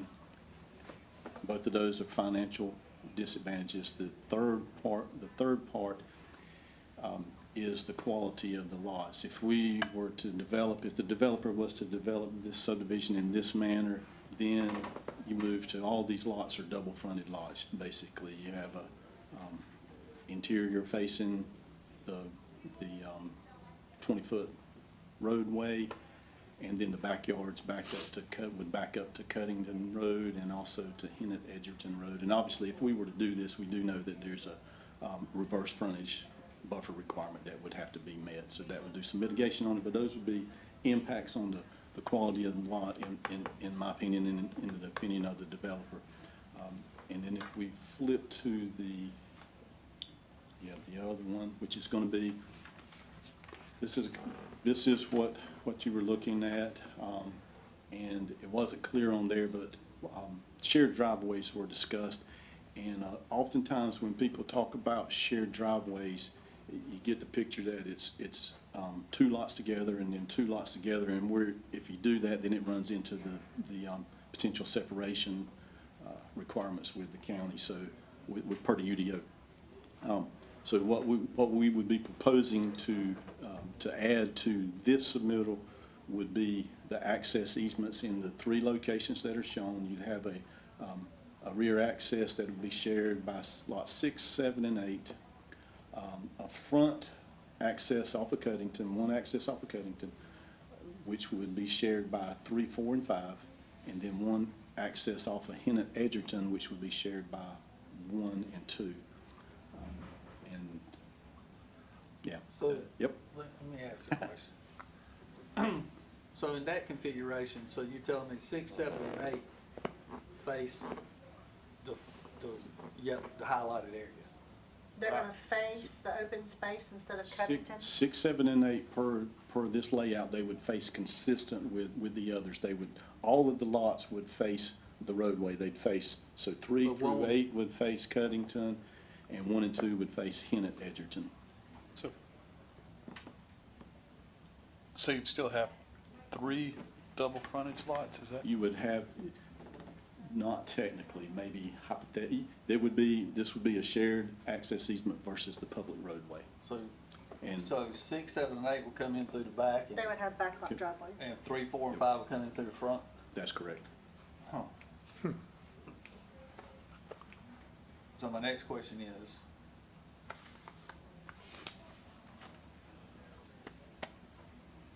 is there, and I get it, you start running into septic fields and everything else, and I'm just wondering, we've done them in the past where your access is one place and it's a frontage to all the houses. Not like but one way or the other.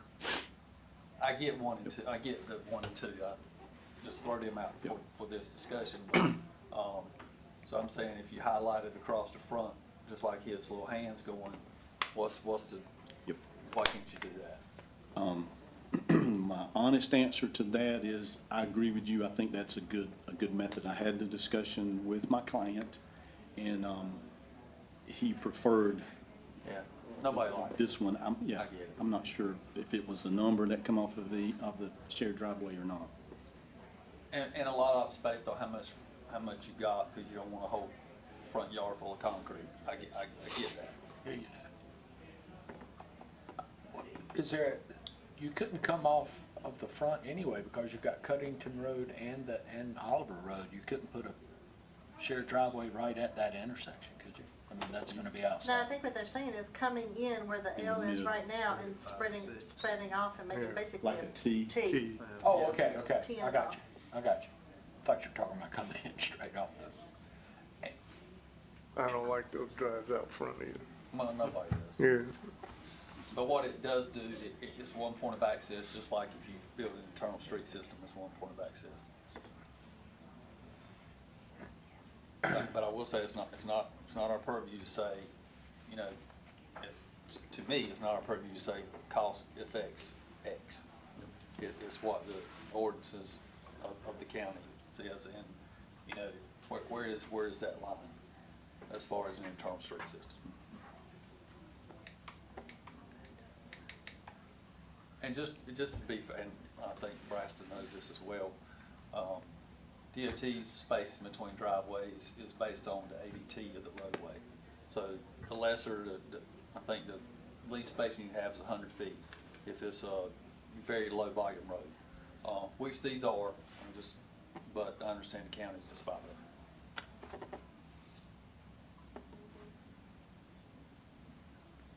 Any questions? Anything else?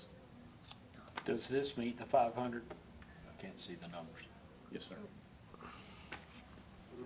Donnie, on lot 3, what's that 9,381 square feet in the corner? That is a grand question that I do not know. It appears to me to be total square footage. If I'm gonna make an assumption here. And it appears that they are showing maybe the building setback from the right of way to Henry Egerton Road across lots 1, 2, and 3. And on lot 3 and 1 and 2, they're showing you also the maybe square footage. I'm not really sure. I'm 9,381. So Yeah, I don't know what that is. That would make sense, though. 56,293 is the total square footage of lot. 27,377 Is the buildable? probably buildable area. 9,381 square feet could be outside of the building envelope as the, I don't know. So apologize for not knowing that answer, but I wanted to go back to what I said to start with. This is not our plan. If it was our plan, I'd be able to answer it, and I should be able to answer it anyway, but I can't. So there's also on lot 1. Yeah, they're on lot 1, there's 7,600 square feet, an additional in the corner. Could be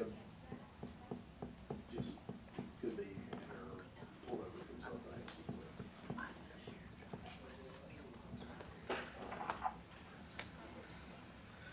Yeah, that's another good question.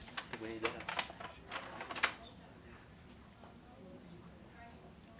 Any other questions for Mr. Adams?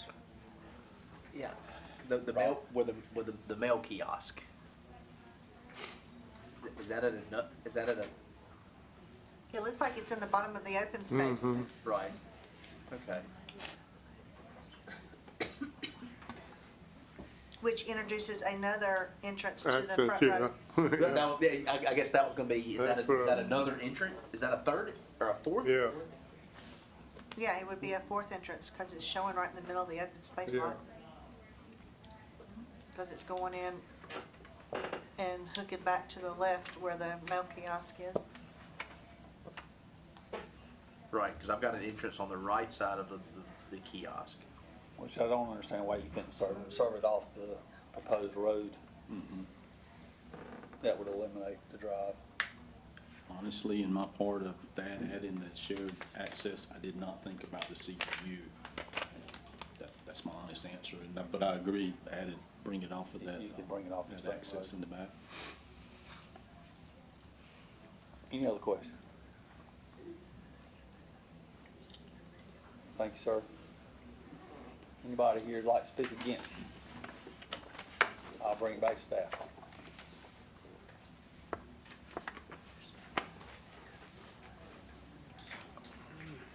Yes, sir. As it relates to Cuttington, Kinsley Track, staff recommendation is a no, based on the driveway separations and the serving the easements or serving the lots by easements for a major subdivision is restricted in accordance with land development design manual. However, the board does have discretion to grant a waiver in both of those instances. Yes, sir. For this situation, I think I make a motion to uphold staff recommendation of denial. I'll second. Have a recommendation for denial from Ms. Holmes, seconded by Mr. Williams. All those in favor say aye. Aye. All those opposed?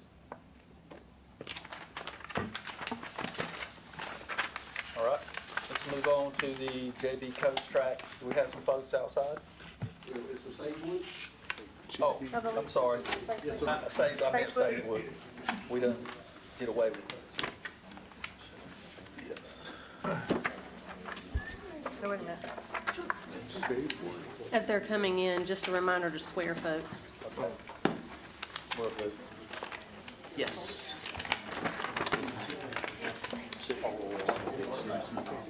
Okay. I've already given this back once.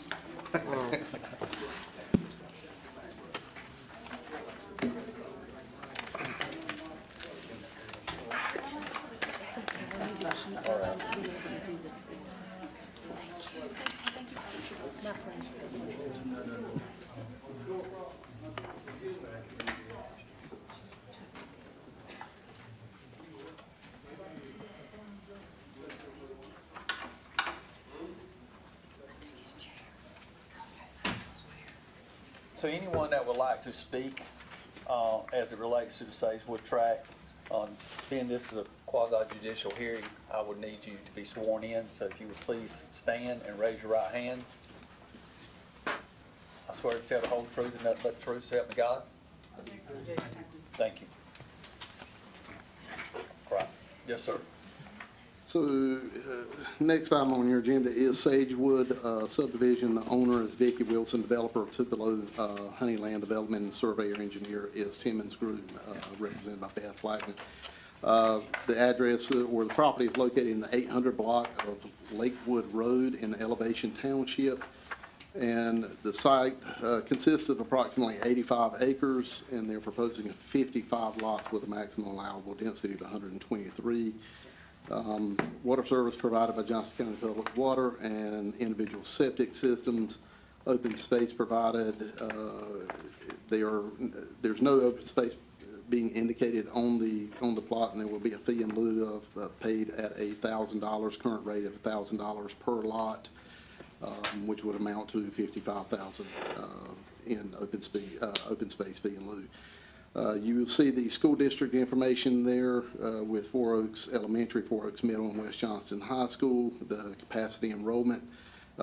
They all, with the exception of West Johnston High School, the other two are within their enrollment numbers and capacity numbers. West Johnston is showing this north of 100 in excess of its capacity, or just slightly under capacity, sorry, and less than capacity. The other two had it reversed. The other two are over capacity. You'll see a list of conditions and requirements as noted in your packet, and those do total 28 in number. I don't believe there's much else that's particular or special about the individual development. I'm glad to answer any questions you may have. Anybody got any questions for staff? Thank you. Anybody like to be here and speak on behalf of the applicant? Yes, ma'am, if you give us your name and address, please. Certainly. Good evening, Beth Blackman, Timmons Group, 113 Logger Lane, Garner, North Carolina. I appreciate your time. So I am a licensed professional engineer in North Carolina. At Timmons Group, I'm a principal and a senior project manager. I have with me this evening Wayne Baker with the development company Tupelo Honey, and Ryan Wadsworth with Timmons Group is also here as well, another professional engineer. So we appreciate your time. Staff has covered. It's a very straightforward subdivision with county water, individual septic. Because this was submitted after the stormwater ordinance adoption, we are treating the stormwater on site as required. There is a stormwater statement provided in your packet. If you have any questions, Ryan would be happy to answer those. But we're available if you have any questions for us this evening. I have a couple. For lots 53 and 54, they are both listed as reserved existing rental house lots. Will they be part of this subdivision, or will they be excluded from the subdivision? So that was a tricky situation. The property owner wanted to retain them for the rental income. I treated them as part of the subdivision from a platting purpose because we obviously have to create the lot around them. From an HOA standpoint, I would exclude them from the subdivision. Would they access from the subdivision? One access would be able to access from the subdivision. The other access is from Lassiter Road now, Which is 53. and we were leaving that one accessing from Lassiter Road. Okay. Yeah, that one's easier to understand. 54 is at the end of a cul-de-sac inside the subdivision, so that's going Correct. It has a current driveway that actually comes off, is not on this property. So for simplicity, I do think it would probably be easier for it to access from the subdivision if that driveway wanted to be removed or the adjacent property ever developed, et cetera, et cetera. So it would have the potential to access from the subdivision instead of the existing driveway. But there's nothing that takes the existing driveway away, but they would have the option in the future to access from internal if the next door property developed or something. But this property, it will be owned by the developer, or is it separate? The two rental houses will be retained by the present property owner. Okay. I understand. The houses and the lots. Sir. Yeah, the Houses and houses, the so lots. The lots would be owned by That is correct. Wayne Baker, Glen Road and Garden. She wanted to keep the rental houses. She did not want that to be sold as part of the farm. And so we cut off, we had the soils person come out to make sure they had septic and the repair field. And I think it's about 1.5 acres cut off of each one. The one off Lassiter Road, I don't know what her easement deal is or anything, but that's the way they've been going and coming. The house is probably 100 years old. The other one, it looks to me like it's coming off somebody else's land, so really clean that up to allow them to come in through the neighborhood and access it off of the cul-de-sac, which to me cleans up everything. Right. but lot 54 is not subject to the bylaws and of the HOA. No, ma'am.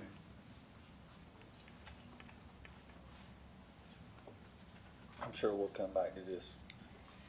Just, My other question is, there's a pond on 50, 49, and 48. Is that going to be conveyed to the owners of those parcels, or is that going to be retained by the HOA? HOA. Okay.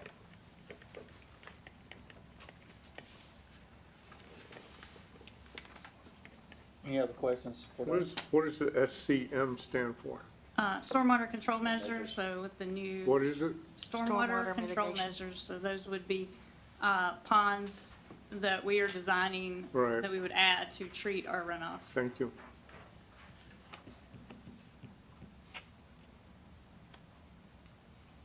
Any other questions? Where's the mail kiosk? It is near the entrance, a little pull-off on the Top right. top right Oh, side I of see the it. road. I Yeah. hadn't gotten there yet. Thank you. Tried to make it very convenient for the postal service so they do not have to drive far into the neighborhood, but it is in an open space area.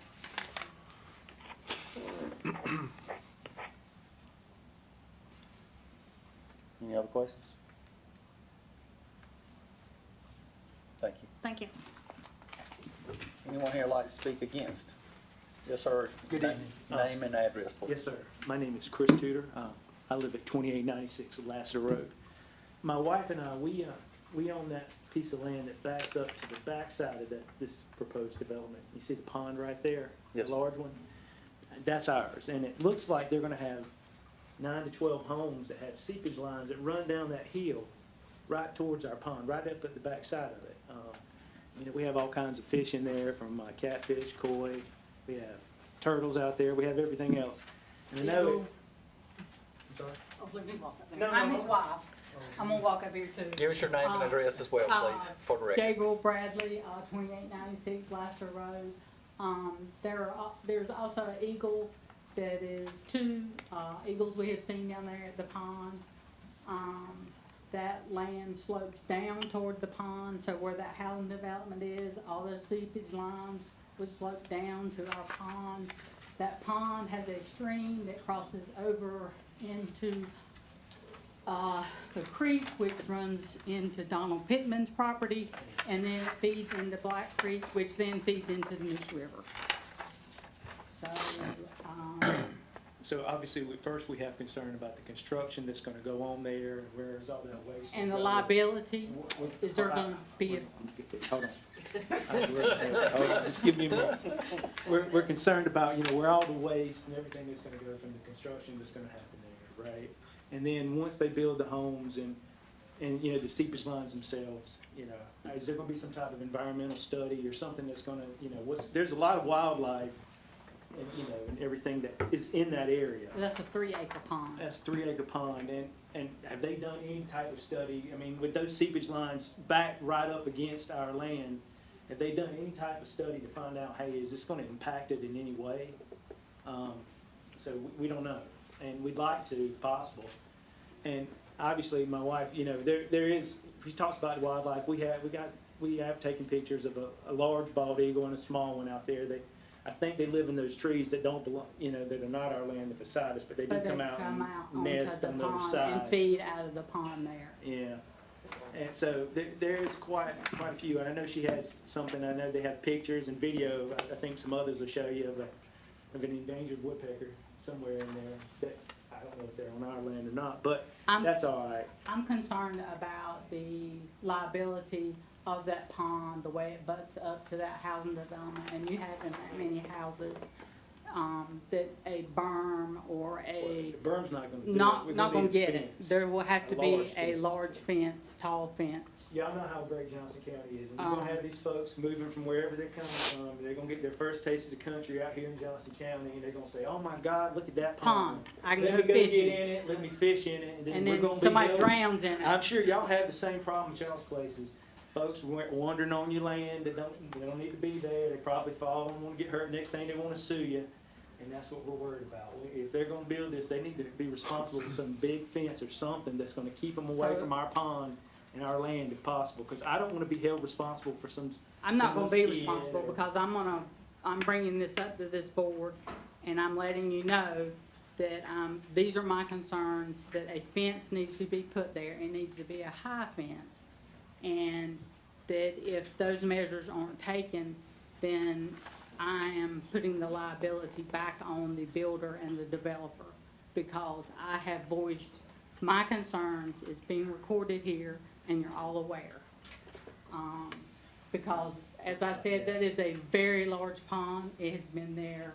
My family has owned that property for over 120 years. I understand that Johnston County needs to grow. There's like 1,100 homes currently that no one is living in, that are brand-new homes in Johnston County. So my concern is that pond, the liability, the wildlife, the contamination of the septic We tank won't go lines, with it. We just wanna make sure that everything's taken care of. That's- bacteria in the pond from the seepage.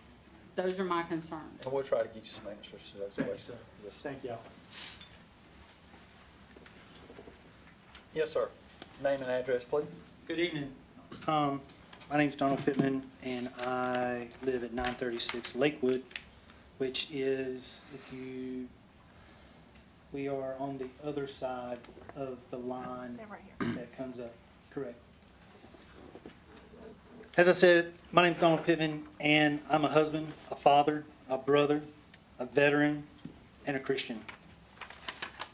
As we discussed, my property is right next to the land that is for development in question, right? My intent is to talk to you and express why the proposed 55 homes not only directly affect my family and our quality of life, as well as the surrounding families, but also my community and people in this county. When all this hit, right, when we got notified on July 2nd, we went to some of our elders in our community, family, and some other people, and they basically said that a subdivision, once it gets started, is a machine that cannot be stopped.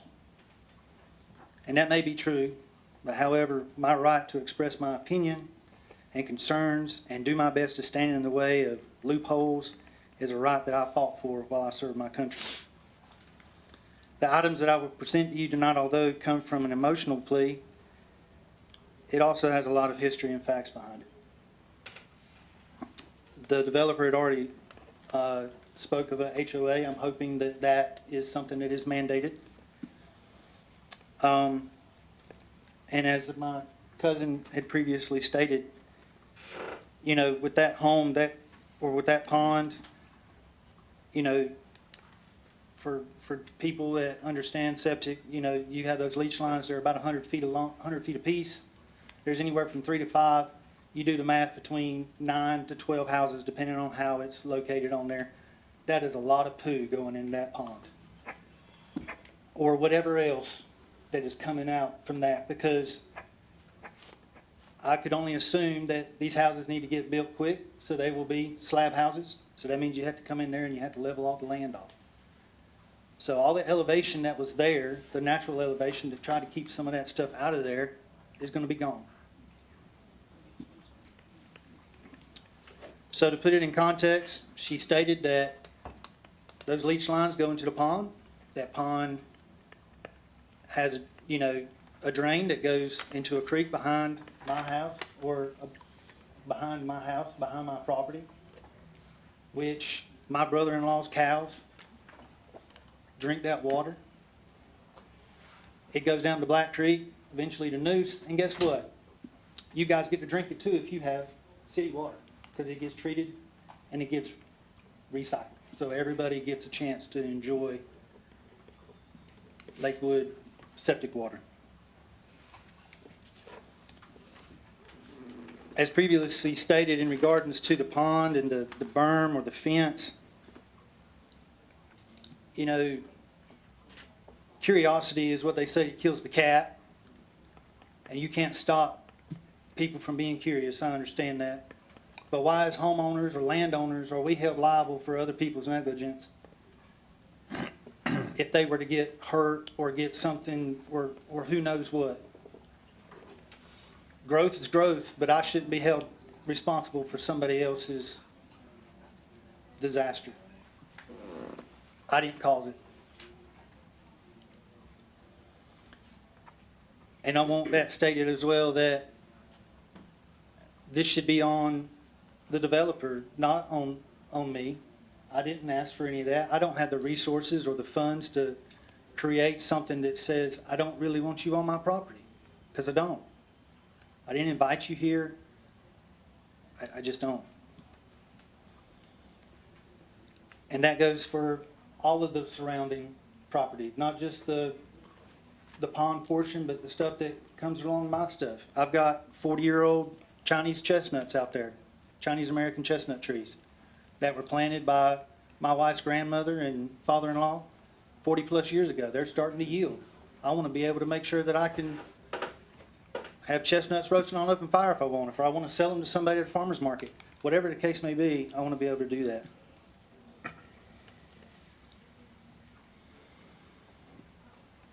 My next point would be, in the proposed map, the entrance to this development is right off of Lakewood. So with that, that is right in a blind curve. That road on Lakewood is 55 miles an hour, and I jokingly state, but it's very true, 55 is the starting speed. And then posted outside the curve, it becomes 45. But just like when you go somewhere and you put it on your GPS, if it says it's going to take an hour and a half, you're like, I can get there in an hour and 15. Again, 45 is the starting point. You enter that curve, and you don't see where this proposed entrance is going to be until it's too late.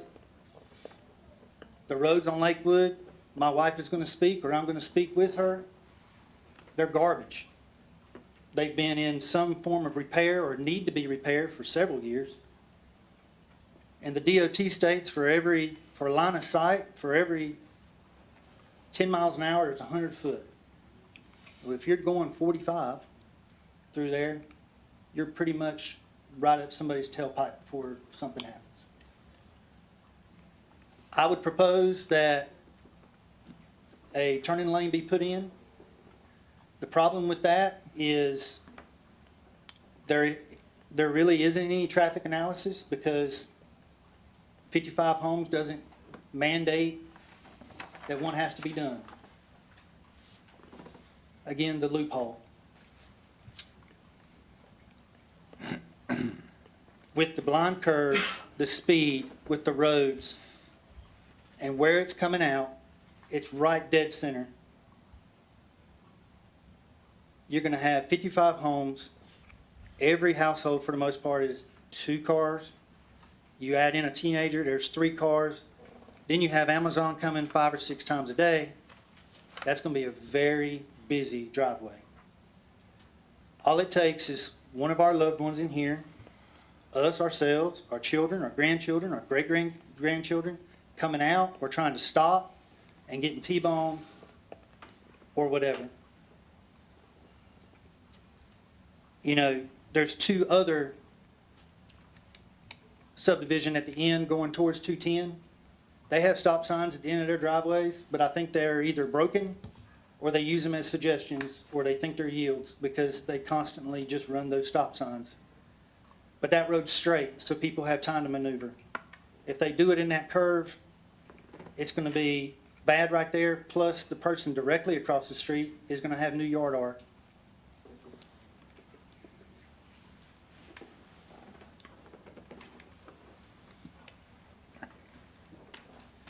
And with the turn, with the road there, you know, we can talk all day about reaction times, experienced drivers, distracted drivers, drivers under the influence, all that stuff. It's not just gonna be a headache, but it has potential to be a heartache. And we don't need any more of that stuff. I don't know if you follow statistics, but Johnston County is the 11th. Out of the 100 counties in North Carolina, Johnston County is number 11th for the most accidents and the most fatalities. In regards to the driveway, I have been letting the residents, the tenants that are there, I own the land that comes directly off of Lakewood, and that is my easement that I use, or that I allowed them to use to get back to their rental property. As of right now, I am giving the homeowner, or not homeowner, the landowner 60 days to put in her right-of-way. I had talked to her about that about 2.5 years ago. She stated her mother was elderly, and she just couldn't do it right now. Well, now she's going to have to. And I do not consent in any way having any construction equipment come down my path. There is a gate there, and I will lock it after 60 days. So there's that. I want to thank you guys and gals for listening to me in my quasi-rant, and I understand that you're in a tricky spot, and I do respect that. But the landowner has never lived on that land. Ever. It's only ever been farmland. And it's beautiful. And she never planned on it. To her, it's just another payday. And I can side with that on something, but that's something she's going to have to live with. However she does that. But the property that I live on, my father-in-law gave it to me after I retired from the military. We came back from Hawaii. He gave it to us. My wife was raised on that land. She walked barefooted on that land. So her feet are deeply invested in this dirt.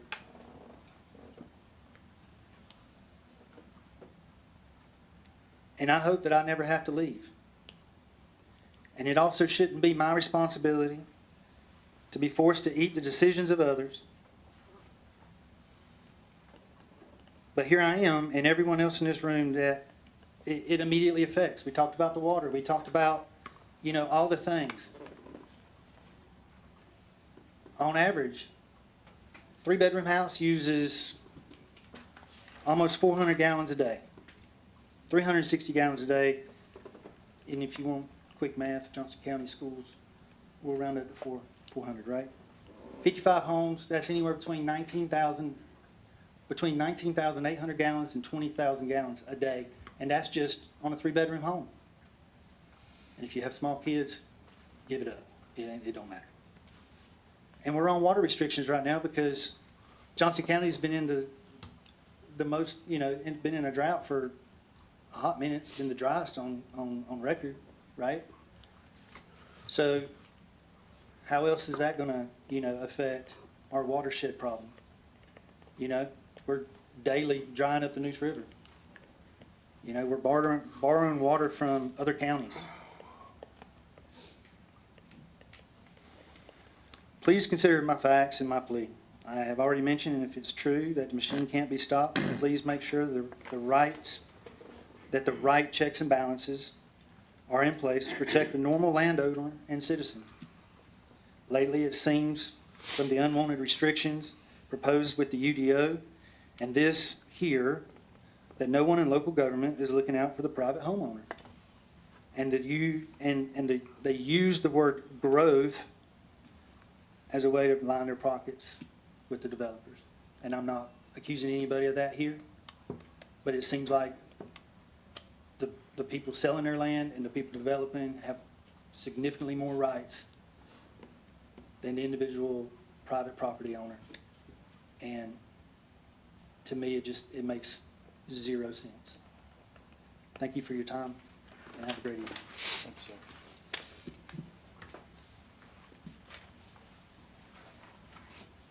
Yes, ma'am.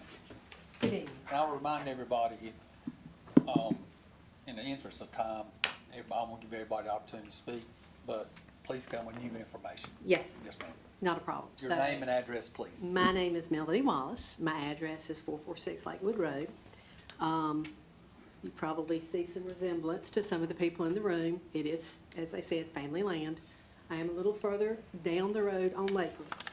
Things I'd like to bring to your attention. There are currently between 150, 200 homes on Lakewood. Lakewood was originally built as light residential. That's how the road was constructed, which is supposed to be around 1,000 to 2,000 trips a day.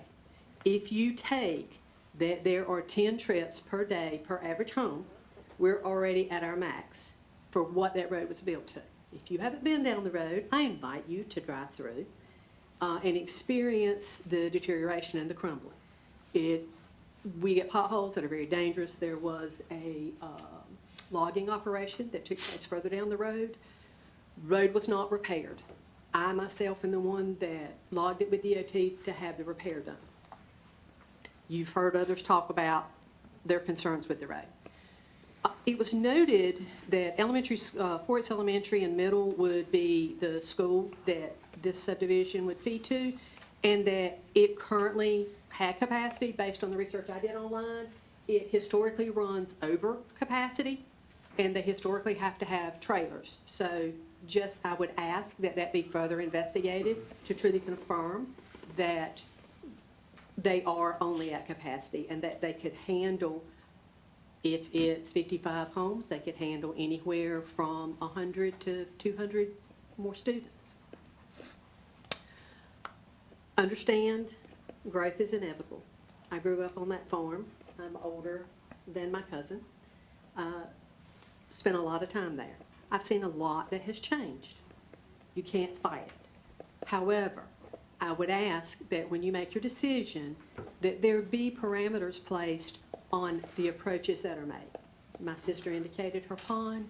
If that's done, a berm is built, that should be the first thing that's constructed before anything else is done to protect that land as much as possible. I know when Lakewood Estates was built, people built their fences, someone built their gate to open up onto my property. They were mowing their lawn, driving onto my property, and dumping their grass shavings. So I realize people that move in don't understand what private property is. And I'm asking that you take that into consideration as well. And as a final note, I've sat in your chair before. So once upon a time, I sat there. I appreciate your struggle, and I appreciate the decisions that you have to make. And thank you for listening. Thank you, ma'am.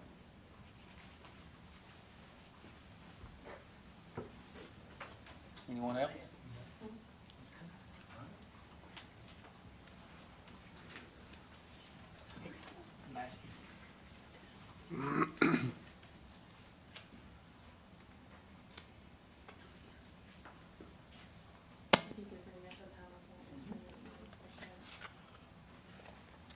give us your name and address, please, ma'am?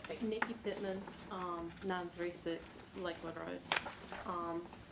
So I prepared a handout for you guys with additional information that's not included on the PowerPoint.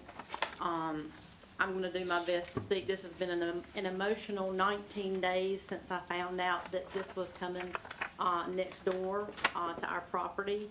It was my understanding when the landowner, it was not her land at the time, she was renovating that tenant house. And I was standing out there in the yard, and she was asking me about my pecan trees. She said, "Lord have mercy, you're not putting a subdivision out there in your field." I said, "No, it's to mark off where I'm planting the pecan trees." I said, "You're not putting one out in your field, are you?" And she says, "No, I'm not putting a housing development out there. If I have to sell some land to take care of Mama, I will." Well, I understand that surveying was done last year and that her mother passed in December, and then she inherited the land. And now we have a subdivision that is coming onto the property.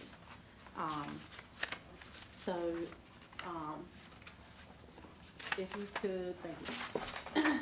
So my husband has already mentioned the Johnston County traffic situation, that I included that in the handout with the websites where I obtained the information, that Johnston County is number 11 out of the 100 counties for most dangerous counties to drive in, with the third highest car accident fatalities, and that goes right back to all the rural roads. So some of the things I'm going to mention and have pictures of are the road conditions, the proposed entrance, exit to the subdivision, the endangered plants and animals that are in the area. You've already heard about the pond and the erosion and the leach lines. I do have a question about a particular road on the map from the developers. I've not spoken to the landowner or the developers yet, so I was just curious as to something that I found on the map, as well as the last two, which are issues specific to us, because the existing farm path that connects all of our family from Lassiter to Lakewood is on our property, and there is a section that the property line divides the actual farm path. You can go to the next slide, please. There was the website and the statistics about the dangers. Okay, so here are some of the pictures of the road conditions that my cousin Melody mentioned. As stated according to the NC Accident Help website, secondary roads are not designed to support the traffic volume that housing developments create. They were specifically for agriculture and lower traffic for individual homes that were on those farms. Okay. So my husband and I made a sign, and I forgot to bring it tonight. I made a sign about this big and put it right next to the mailbox where the entrance is going to be, right across from Kevin McLamb's property, because my niece lives there. It's a dangerous curve, even though it's a circular driveway, for her to get in and out of the drive. She has to be really cautious.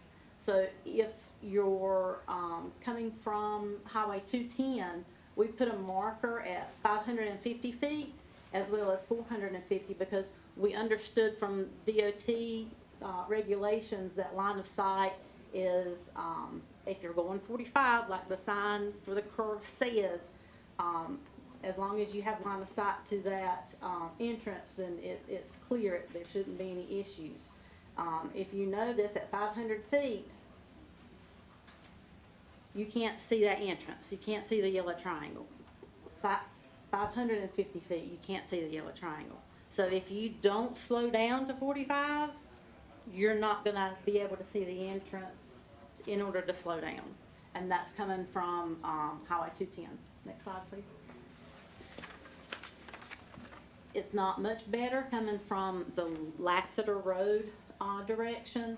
So I've got one for 550 feet, and then you can see it a little bit. I had to, again, had to use the yellow triangle because you can't see the sign, for 450 feet. And as he mentioned, anywhere from 100 to 160 plus cars going in and out of this blind curve every day. Go ahead. You should, it is a video, you should be able to click on it and it begins to play. So I recorded a video.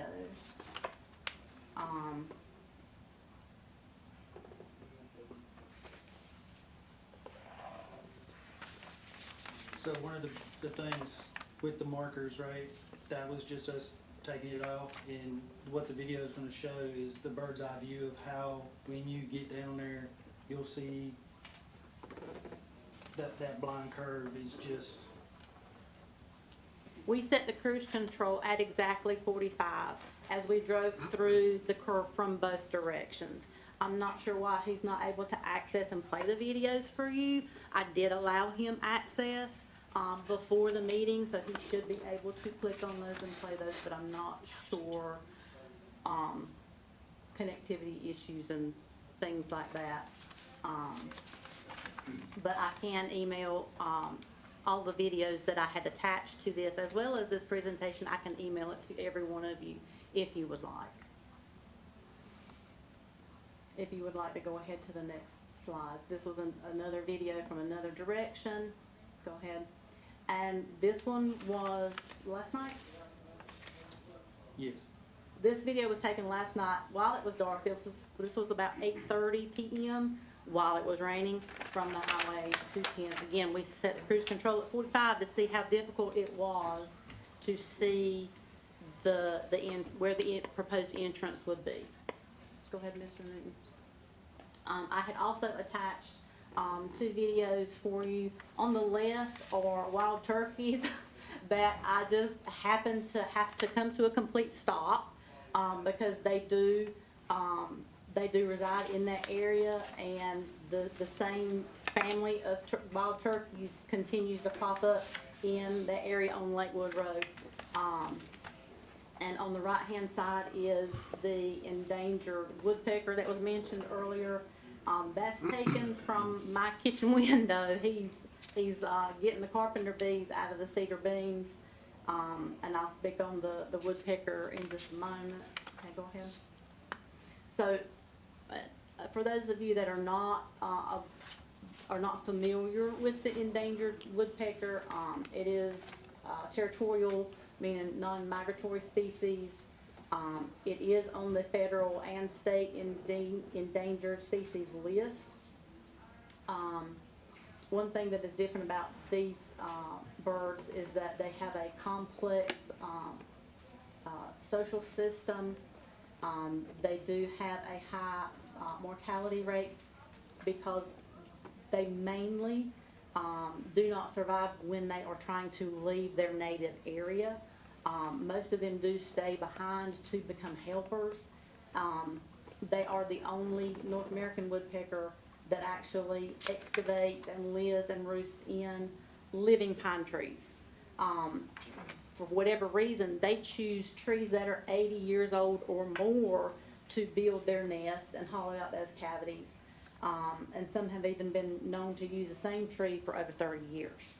Now, the land, the trees on that property are definitely more than 80 years old, because my aunt can trace our genealogy back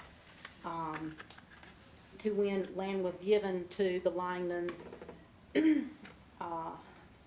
over 250 years ago, because one of our ancestors fought in the Revolutionary War, and as payment he received 700 acres in Johnston County for fighting in the Revolutionary War. So those trees have been there a long time. One thing that was mentioned on the developer's map, it marked it as potential wetlands. There is a branch, like Sassariah branch, runs at the edge of that property. it says, yeah, it just says potential wetlands as marked on their map. But I wanted to show you, the yellow line is Lakewood Road. This is an aerial photo. The blue circle is standing water, and this was taken within the last week or 2 weeks. So that's standing water, even though this is a drought season. So that is definitely more than just potential wetlands. Again, you can see the place where, what's called Sassari Branch. The change in elevation is obvious, as shown by the dip in the tree line. This is a property map. It's a little bit older one. This is the upper edge of the property that's proposed to be developed, and it marks Sassari Branch there. It denotes that there is a beaver impound in that area. And the other red arrow points out that the NCDOT actually had to dig like a trench ditch type thing and place a drainage tile for the branch under Lakewood when it was first paved. My dad was reminding me of that. He said that out there is over 9 feet deep. So it is a very low area and very, very deep. There's some aerial photos of the slope of the land, and as they mentioned, how the runoff is going to affect the pond and the drainage. And the circle is the area where there is a drainage for when the pond gets too full, it drains into that creek. That creek crosses the dirt farm path, and that creek continues through that tree line and goes straight out to Black Creek. My concern about all the forest land that's going to be cleared is all the wildlife that inhabits that area. We see deer in the backyard all the time. You saw the picture and instead of the video of the wild turkeys, as well as the woodpecker that is endangered. So when that land is cleared and all those trees are gone, that is a major loss of habitat for the animals that are in that area. And they mentioned the CSMs. This is how you create them. You clear the land completely of all vegetation, and then you dig a pond. So they're going to have 3 CSMs in what's cleared from that forested area.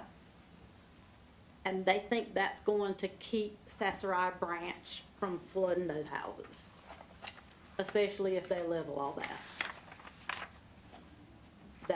That's a major concern. And I think a little bit more research needs to be done on that. You can go ahead. This is the question that I had about the developer's actual map. The black line represents what would be on their housing development as a street. The street just goes to the edge of the property line and stops. From what I understand, for emergency vehicles like fire trucks, they need a cul-de-sac to be able to turn around and leave the entrance or exit. On the property map, in this orientation, it's at the top. That road looks like it extends into the adjacent property. So you can go to my next slide, Mr. Newton.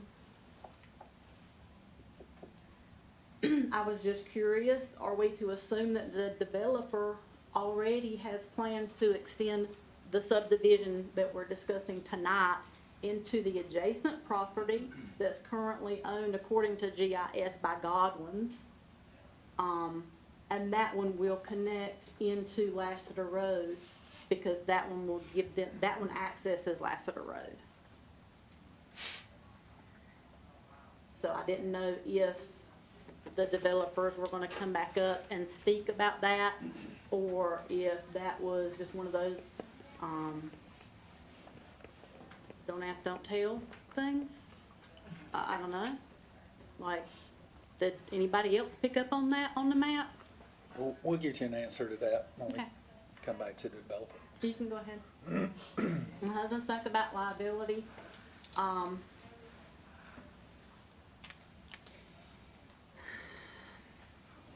It makes me sick to think that I was born and raised on that farm, and now I'm gonna have to look across my field to see a bunch of houses. I spent 20 years in housing developments and moved every 4 or 5 years while my husband served our country to protect our rights. So when we retired and I came home, I was ecstatic to come home to our family farm. And to think that my children are not going to be able to enjoy that breaks my heart. As far as liability, there's going to have to be a fence and planted berm to keep trespassers off our private property and our farmland. But it makes me want to vomit to think that I'm going to have to look out across my property and see a wall to be boxed in. And that's not how I grew up. And it should not be this way. You can go ahead to the next slide. This is the property line and farm path that I was mentioning. We are on the right-hand side of that red line. And you can see that the red line is the property line, and it goes right down part of that farm path. You can go to the next slide, please. Because we have chestnut trees on our property, they are not on the property line, but the canopy does extend past the property line slightly. If you know anything about chestnuts, you know there's chestnut weevils, and you have to treat the ground underneath the canopy of those trees every year for weevils unless you want worms in your chestnuts. I want to know how the developers and whoever else plans to figure this out.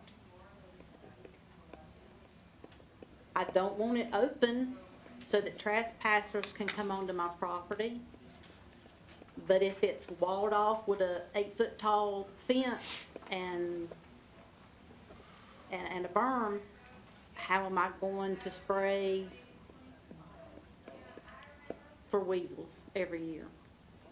So this is a conundrum, and I don't even have an answer for that. Go ahead. This is the section of the farm path that the current tenants in the,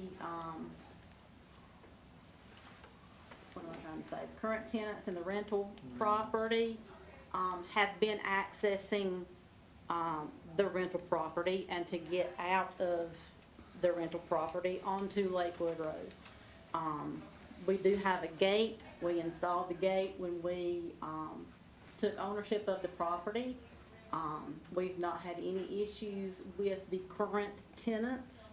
Like I mentioned, when the landowner was doing renovations, we asked her to go ahead and cut in her driveway because there was, back in the day, there was property swapped between our family and her family to give her a driveway to that tenant house. And they never put in a driveway. They continued to use the farm path. So when we took ownership, we told the landowner that she needed to put in a driveway on her property and not come across our farm path anymore. Like my husband mentioned, she said, Mama's sick and I don't have the money to put in a driveway right now. Can you please just allow my tenants to cross the property? And because they've been really good tenants, we've not had any issues. That was under the assumption that she was not going to be selling her land and developing her land behind that rental property. Also, this dirt path that does go to Lakewood, that, what is it called, a culvert? The drain culvert was not designed for any heavy traffic whatsoever. It was designed for tractors and individual cars. It was not designed for any heavy equipment, and I don't even know how old that culvert is and how much weight, wear, and tear it can withstand. There is a property owner that lives on the right side that's not in this picture, and he uses that driveway as well. And like my husband mentioned, the tenants may continue to use this section to cross our property for the moment, but under no circumstances are we going to allow any construction equipment or any persons that are not the residents of that tenant house to cross our property to access the subdivision area. She was given, or she was given that piece of property, that triangular shape, to put in a driveway, and she can put in an access to get to that land to develop it. I believe that was the last one, Mr. Newton, if I'm not mistaken. Okay. Did I do anything else? Thank you for your time. I appreciate it. I apologize. I'm not a public speaker. I'm doing the best that I can. I have been on an emotional roller coaster for the last 19 days since I got this.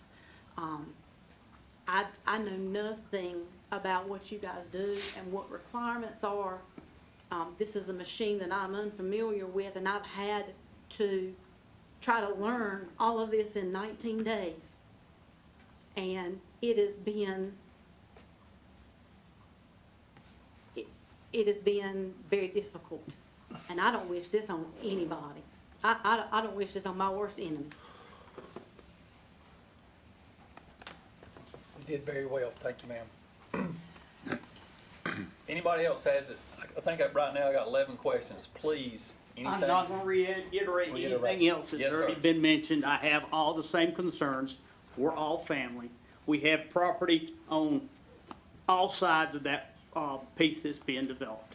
My concern, You have to say your name and where you live. I'm hard of hearing, Richard Bradley, 1001 Lakewood Road. Thanks, sir. My concern is the sediment from the subdivision running off into the creek. The creek was dug out by either the state or the Corps of Engineers in the 70s. I don't remember which, but about 10 years ago, due to one of the developments up the road, a bunch of orange sediment ran down through it and had to be dug out again. I did it myself, but that's my main concern. And like I said, we're all family and we all have concerns with the piece of property. I understand that it's going to be developed, but thank you for your time. Thank you, sir. Yes, sir. Your name and address, please, sir. Evening, Board. Kevin McLean, 9328 Strickland's Crossroads Road. I own the house right across the street. I just wanted to bring it to light what the guys are talking about, the curves. the sight distance and everything is pretty, so, you really can't see. So, anyway. Thank you. Anyone else? All right, I think I got 12 questions. I'm gonna bring it back to the applicant, and we'll go through them one at a time. Some of them, I mean, I think I know some of the answers, but we'll go through them each. Certainly, and I've made notes too, so if, I think don't there- know if everything we got's the same, but we'll Yes, get ma'am. everything answered. There was multiple concerns that were stated about the septic lines and the leach out of those lines and how it would affect the 3.5 acre pond that was very adjacent to it. Correct. So, and I'm not a soil scientist, but septic rules follow state guidelines. And so there are setbacks from ditches, streams, ponds, houses, property lines, existing wells. So all those rules will be followed.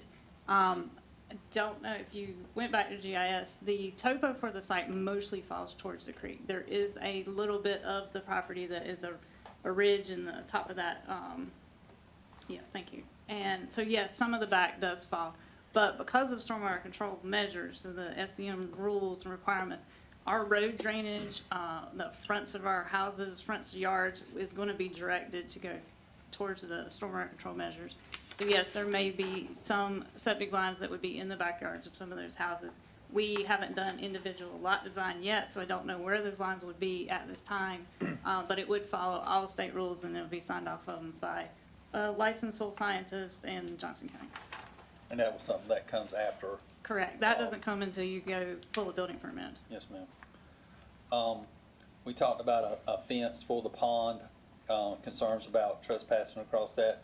And Braston, you can correct me if I'm wrong, currently, it's not required to have a berm and or fence in adjacent properties. That's correct. Okay, currently.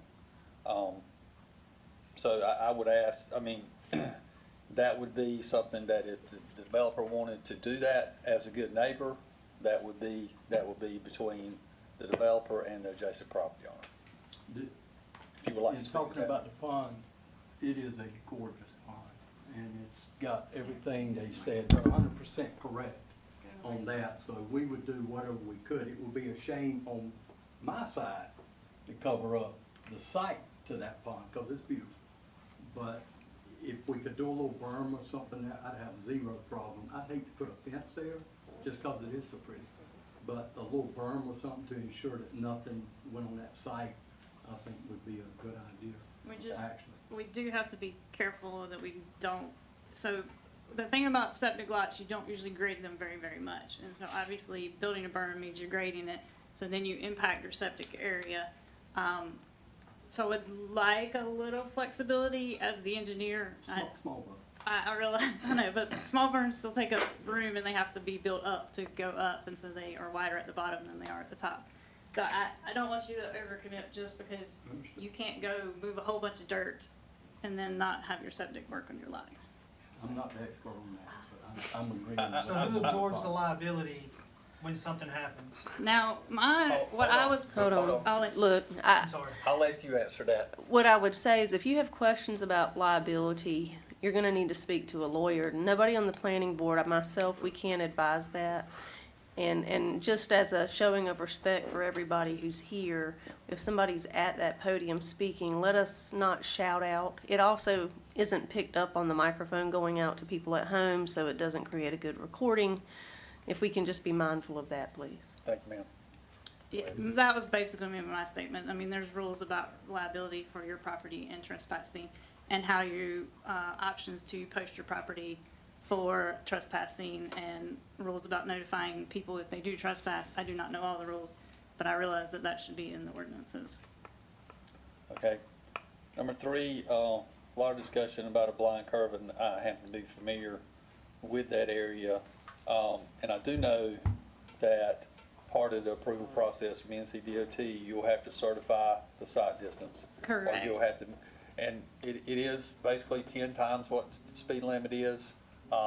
And if you can't get that, then you have to, can you mitigate to get that? What I mean by that is, can you create an easement, or can you clear on your own property that gives you the line of sight that we have discussed? And the answer to that is that we will do what we need to do to meet the rules with DOT. Our driveway location is in such a position that we're very limited because of the existing creek and the wetlands as to where it needs to go. But obviously, we would work with DOT, whether a turn lane or clearing some area to allow to make sure that there's extra visibility. Because yes, site distance calculations are required as part of your driveway permit. We will also need a 3-party encroachment agreement because we're extending water line from the subdivision to the north. So we will be working extensively with DOT. And also, I think there was, the turn lane may or may not mitigate the limited sight distance. But I think there was some discussion about would the turn lane be required. DOT would do a count on the road. We have history of counts across, but we will do a current count. We will add to that count what the subdivision brings to it. By general statute, it has to be over 4,000 cars a day to make the developer build the turn lane. So that is law, but DOT does look at those items. And I looked at the AADT, which is the average daily trips map while we were sitting there, and Lakewood does not have a dot, so it doesn't have a count currently. Correct. But looking at Lassiter to Pond Road, even going over to Reedy Creek, they're all in the 400 to 2,500 AADT. You have to go to 210 to get over 4,000, and it was 4,300. Yep. Okay. So yes, it is existing. I realize it is a secondary road. Technically, all those roads other than Highway 210 are all the same classification. They're all secondary roads. Next question, and Brass and I will refer to you.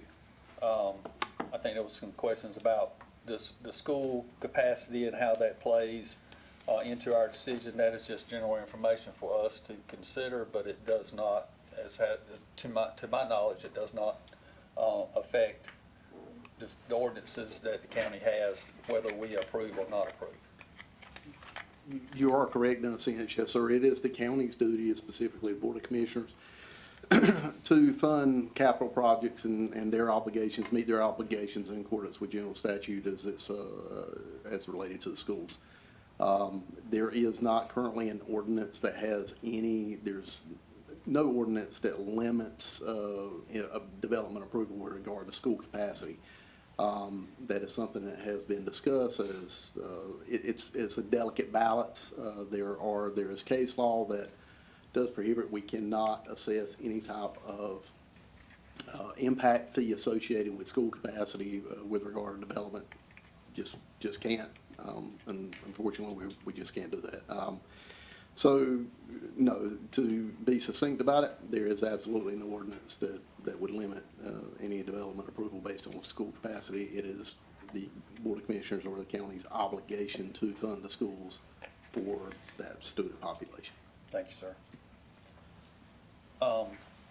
Back to the applicant. There was some discussion about wildlife and environmental concerns. Can you address that, please? So we, as part of our process, will, if we have any wetland impacts, would go through permitting with the state and the federal government. As part of that, they would require studies. They do not always require them, but they may. We are trying to avoid wetland impacts by our driveway location, but if we ended up with some driveway locations, we would have to permit those with the state and go back. We have not done any studies on endangered species at this time. I will say from a perspective of the site, there will be some clearing of trees at the edges of the wooded area, but most of the development is happening in the field area because there is significant wetlands on site, so we're not clearing the entire site. And the site, I assume the wetlands will be delineated. So the wetlands have been delineated. It was a preliminary delineation done in January. Adams soil consultants did my soil survey and my wetland delineation. And they were labeled as potential because that was the way he labeled them for me, because environmental consultants do a delineation and they are making a judgment call, but the final call is up to the Army Corps of Engineers and the state.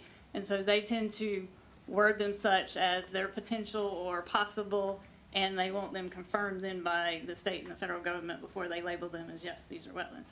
And so that's kind of why their map labeling looks a little funny when you look at it, because they aren't making the final call. And the next one was, we talked about the SCMs, and can you relate that, how that process goes and how you have to get approvals from the county, please? Certainly, and I may pull Ryan up for that. So we will have two different kinds. We have sediment and erosion control basins that would be first during the construction, and then those would be converted into stormwater control measures that are meeting the 1 through 25 year storm events per the ordinance for the location that we are in. The picture that she showed in her PowerPoint is accurate about what they look like, because that came from the stormwater design manual that the state puts out. But all the ditch runoff would be directed to them. So it would be mostly ditches along the sides of the roads. You'd have culverts where, the ditch where you need to cross under the road to the other side. And the water would all be directed there. It is then slowly released over a period of time to mitigate the impact, to limit the runoff to the pre-development levels. So the development levels now, we have a field and woods, the 1 through 25 year storm we would control it so that even after development, those release rates would be the same. And these are standards by the county? That is standard by the county, the new stormwater ordinance for the location that we're in, because we're not in one of the environmentally sensitive areas. Thank you. The cul-de-sac that dead ends? Oh, the Stub Street. Yes. Okay, so I'm a professional engineer, but I have been doing planning for a lot of years, and I am a very big proponent of connectivity and not having a bunch of dead-end cul-de-sacs and only one point of access. So I really didn't even the layout that I gave to Wayne always had this Stub Street, because this is good planning for future development. Yes, then everybody doesn't one day have to go out on Lakewood Road, and there would maybe be an access to Lassiter. Lots of people like live on cul-de-sacs. I'm not a huge fan. They take up a lot of room, and they, like I said, you just end up with a bunch of dead-end streets. So that is my standard practice as an engineer and a planner, to include a stub street to an adjacent property that is large and could be developed one day. But there is no development plan for that. They're not in talks with the neighbor. We're not. It is just a forward-thinking aspect. A lot of municipalities have a requirement for a stub street based on how many feet of property line you have, or some municipalities have north, south, east, and west. You have to put one in every direction. So it is a very much general good planning practice. I don't think Johnston County has any rules about stubs, but I carry it over from all of my work, which happens all over the state, that it is a good practice for in the future to give people other options. And DOT will review if yours. Correct. It would have a turnaround. It would have a hammerhead turnaround that would be temporary. It would be in an easement that fire and everyone could use to turn around. But then if and when the street is ever extended, it would be removed. Okay, thank you. We talked about figuring out how to spray for weevils, and I don't have a good answer for that either, because a fence and a berm would also damage your trees. Well, I did notice, I don't know exactly where the trees are. They're right beside the rental house. Talking to, I'm sorry. speaker, please. But it looks like, I don't know exactly where these trees are, but it looks like a majority of it is going to be bordering the rental property. Yeah, I think to her point was it's the canopy, not just where the tree is located on the property, but the canopy has to be sprayed. Around the tree, the canopy of the tree has to be sprayed. I think their conversation would probably be with Vicki Beasley, who retains that, not us. There may be some area that we may have to address? I was gonna say, looking at that, I would think all of that ended up only rental property lots, Yeah. would be my Okay. guess. I don't have a map of the area right now, but I'll, cause you see the outbuildings and stuff, I included all of that on the Yeah. rental property lots. Cause I was gonna say, I do know you don't want a fence and a berm, cause that would also, you don't wanna mess up the root zone of your Right. existing trees either. And is there any plans to access the property through, No. No. the tenant house No, path? so as part of our construction plans, we have to get an erosion control permit from the Johnston County, y'all do your own. And we would need a construction entrance, and you only work on your property because you would have to get permission from adjacent property owners if you were gonna build any construction, do any construction activities on theirs. And so the very first thing would be to come in and, make a gravel rock driveway area on this property. I think we talked about it today, so I just want to reiterate. There was some concerns about sediment control for the site, and I think we covered that, but it's county and state standards. It is, yeah, so Johnston County is delegated, so, but you follow state standards. And those SEM areas would be sediment basins to start with, and then they would be converted into stormwater ponds. Okay. And they would be grassed and seeded, or? Yes, they have to, they have rules about, like, when you're building the pond, you would grass it within like 7 to 14 days. When you're working in an area, you can leave it bare while you're working, but then as soon as you like kind of stop working in that area, you gotta seed it. Once you bring it to final grade, you have to seed it. So yes, they have very strict rules about controlling. Obviously, there are sudden storm events that pop up, hopefully not while you're uncovered and you have everything, Right. tacked down, but yes. In JOCO, public utilities usually inspect sites about every, I'd say 90 to 120 days to make sure that the control measures are up to standards. So were you aware that there is the endangered woodpecker habitat on the property? So I am not aware specifically that there was endangered woodpecker habitat. I am aware that that is a endangered species that we have to look out for in the state, yes. So, but as to actual habitat on this property, no.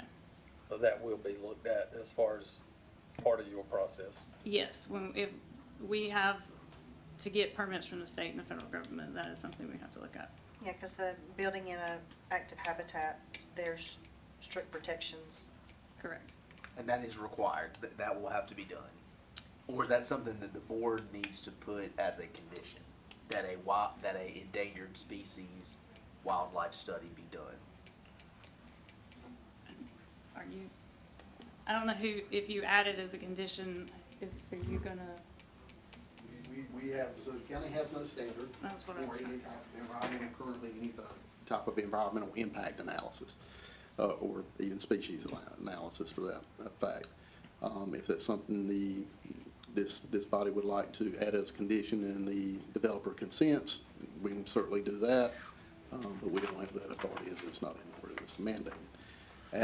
It falls under U.S. Fish and Wildlife, right? So there are those protections, they still have to follow those federal guidelines and be aware of that. That's not something we can police, we just don't have that authority. Okay, thank you. So I guess my question is that gonna be done without us making it a condition? Right. Yes, that was my question. Only done if we have to agree to state or federal permit. I mean, the short answer is, it's required if I have to get a federal permit from the Army Corps of Engineers Got it. for wetland impacts. We haven't done our full grading design, so I don't 100% know about how wide my road is going to be and if I can get it in without impacting any wetlands. I would say there's a high likelihood that yes, I will have to do it, but I can't say 100% that I would have to do it. Would you have a problem putting it in as a condition since you feel confident you're gonna do it anyway? Are you, I guess if staff is okay with figuring out how they're going to police that or check that. I mean, what are you, Well, I think that When I you get a think there needs report? to be a survey of the property to see if there's an active habitat. right, well, so we get a report, yes. If the study's done, we get a report. Do we just submit that to planning then? Maybe we table it till they get it. So there is a study window, and I do not know what that study window is, so I think we would rather agree to the condition than be having to wait on the report, because I don't know what the study window is. So if the agency is U.S. Fish and Wildlife, It is. Yes. is that something you would submit to U.S. Fish and Wildlife? I mean, our consultant can submit it Okay. to Fish and Wildlife. I mean, that, we do that on the regular. And then wouldn't they be the I guess policing we would agency? just see what they say then, Right. and then let them, we would copy staff on it to say that it was done and what the report was. Yeah, so I think at this point, if that comes to fruition, it's just a matter of communication between county and the developer and their representatives. U.S. Fish and Wildlife are going to review any such study and make any recommendations with regard to the protection of that habitat during the process of construction throughout all land disturbance activity. That's on them. We don't police that, but yeah, they would just make us aware. Okay. But it's not something that's normally done, I guess that's a point. Typically only when they have to obtain federal permit, that's when Correct. we notify. And that's if So you're yes, but I impacting mean, we wetlands. do sometimes do them early on in a project if we think there's a reason that we have an issue. We'll say, hey, you should probably go ahead and send this to Fish and Wildlife. This one, we didn't really know 100% if we would need federal permits. So, but yes, we could do the study. Like I said, there is a study window, so I'd rather probably just do this as a condition. Do the study, submit it to Fish and Wildlife, copy planning staff, and their recommendations would come back, and we'd make sure planning staff had them. If everybody's good with that. You commit to that if we made it a requirement. I mean, I don't think the study's that expensive, it's just more of a time of submitting it and getting Fish and Wildlife to review it. It's a timing thing more than a money thing. I think so. My concern is if we don't put it in as a condition, it's not gonna get done. Yeah, that's my concern. I agree. I think we should put it in as a condition. It only goes in as a condition if you hear a yes. You can't control something outside of our ordinances. Right, and Yeah, but we can also deny it. Yeah, 'cause that's, I mean, to that point, I'll say two things. One is that, personally, do I think something needs to be done? Absolutely, it's the right thing to do. Two is, the precedent is that it's not anything that does not meet the codes and ordinances of the county. That is the challenge. And I like to think when we say we deny or we approve, that is our guidelines of what we're doing. But if the developer would say yes and he would like to do it, then I think that needs, satisfies some of the concerns. Okay. So I'll ask you. I think that would be a yes then. Yes, sir, thank you. Okay. Any other questions for the applicant? If we've got a commitment from the developer to perform that survey, do we need to also make it a condition? Yes. Or, Yes. okay. Yeah, if somebody makes a motion, that needs to be a part of it. It does. Okay, thank you. Thank you, ma'am. Thank you. Thank you, sir. Thank you. Do we table this until we get the results of the report? Oh,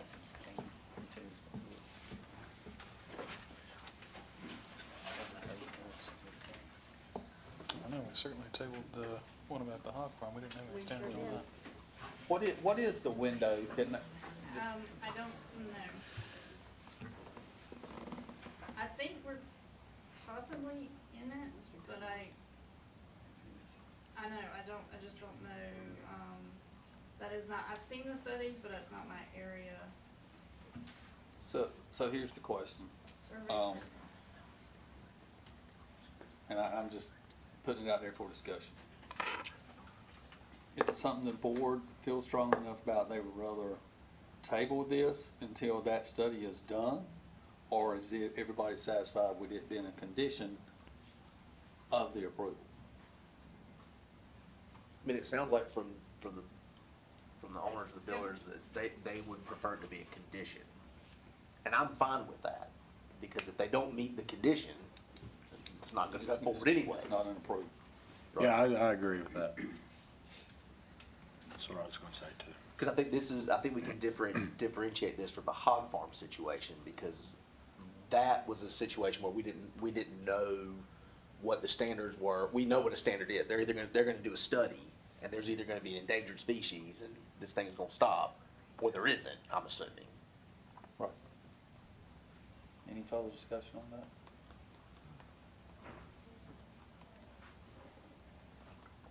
Okay. I'll bring it back to staff.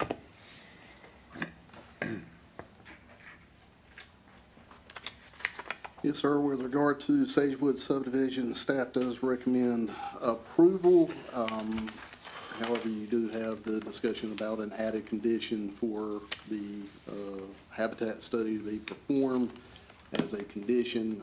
Just remind you that will need to be incorporated into any motion, and we will need affirmation from I would ask for affirmation from the developer or representative at least one more time, please, for the record.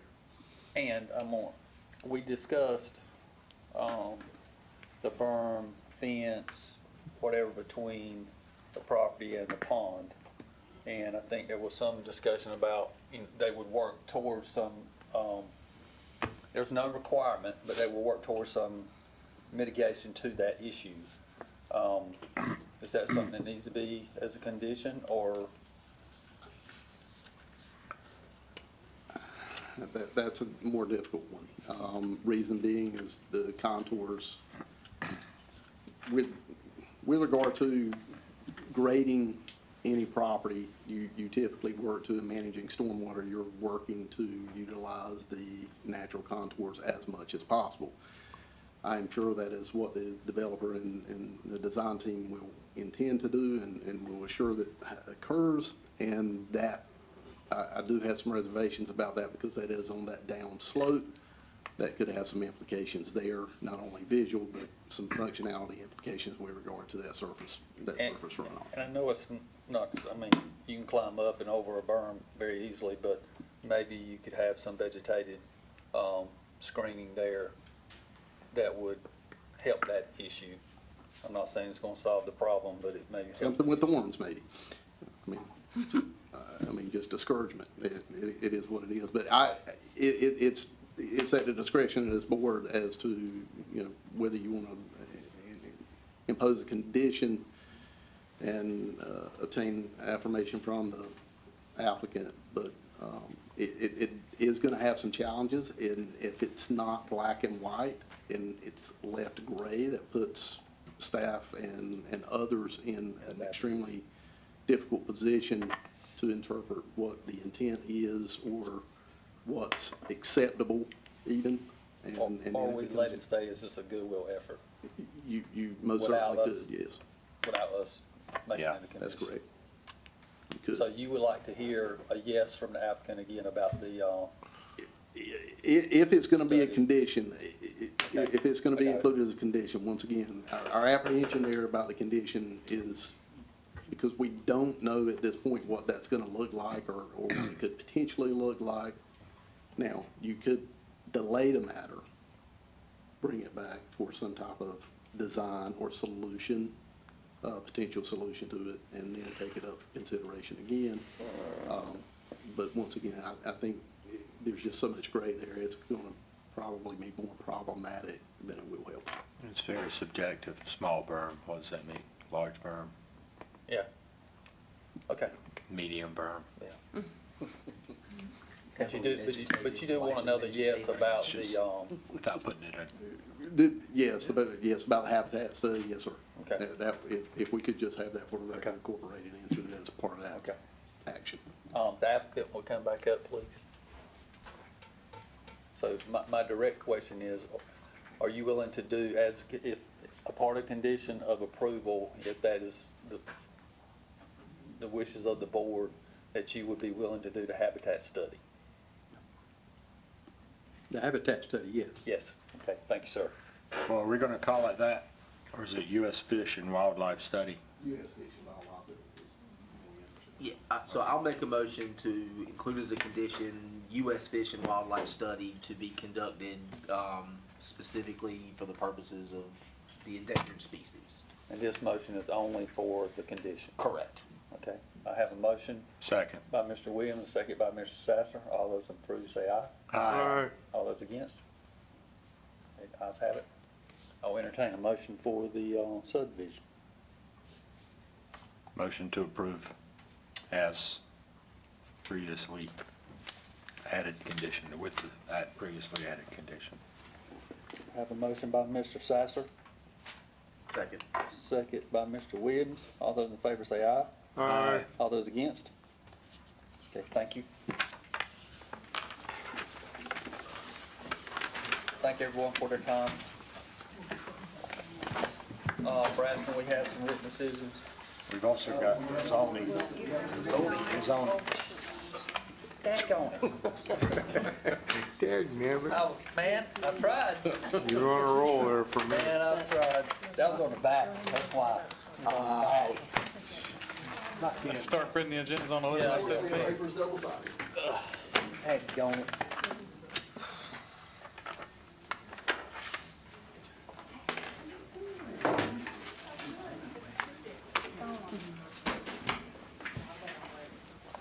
Better.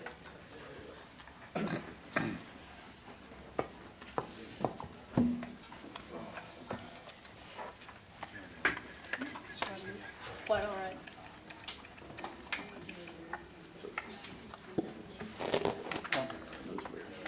That's when, okay. Okay. Thank you.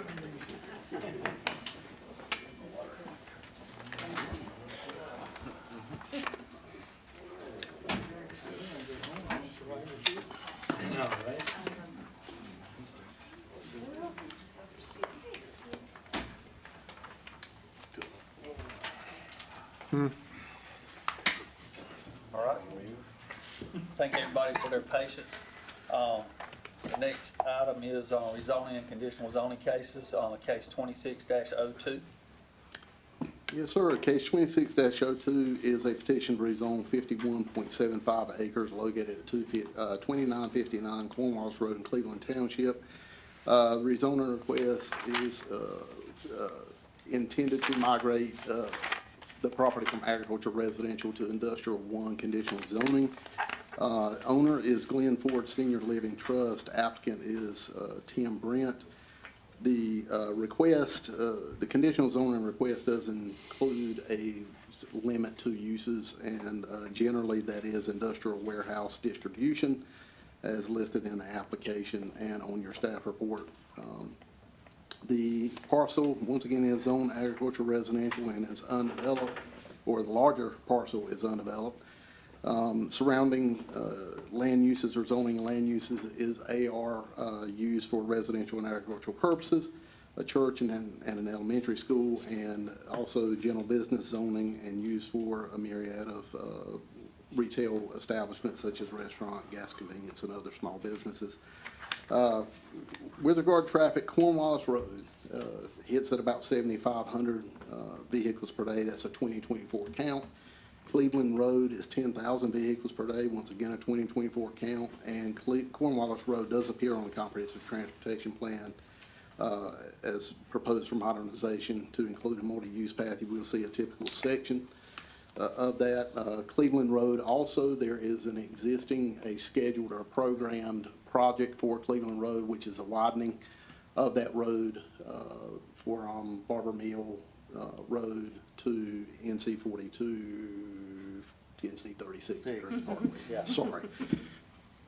Old habits hard to break, so my apologies there. With regard to our land use plan, the area is located within a designated medium-density residential future land use place type in accordance with our envisioned Johnston. This is characterized by moderate density residential development, and it's typically found in targeted growth areas with access to utilities. A portion of the lot is in a rural crossroads place type, which includes convenience, retail, food outlets, restaurants, and the such.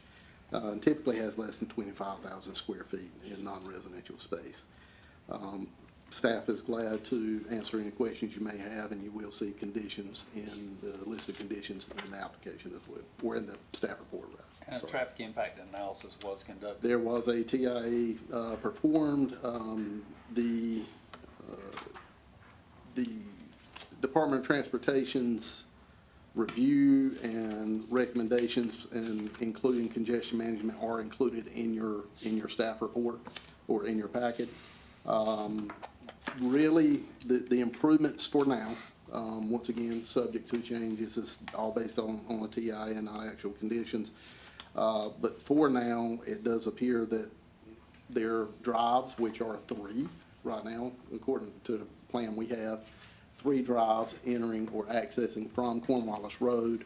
Coming out of those drives, those are full movements into and out of those drives. There is an added right turn lane as you approach Cleveland Road at the intersection, or on Cornwallis Road. There's a recommendation to add a right turn lane, dedicated right turn lane there. And I think, and I'll just add to that, I think there's been some further discussion about another entrance possibly, and we can let the applicant talk about that on Cleveland Road that would service their truck entrance, so it would take some relief off of that Cornwallis Cleveland Road intersection. Anything else? No, just, I did not say, but the project for Cleveland Road, Transportation Improvement Project, is a 4-lane divided. So whatever potential access there could be off of Cleveland Road would be right in, right out. However, there would be a turnaround further down that would allow traffic to utilize that to come back to access that. Yes, sir. Okay, thank you, sir. Thank you. I'll bring it to the applicant.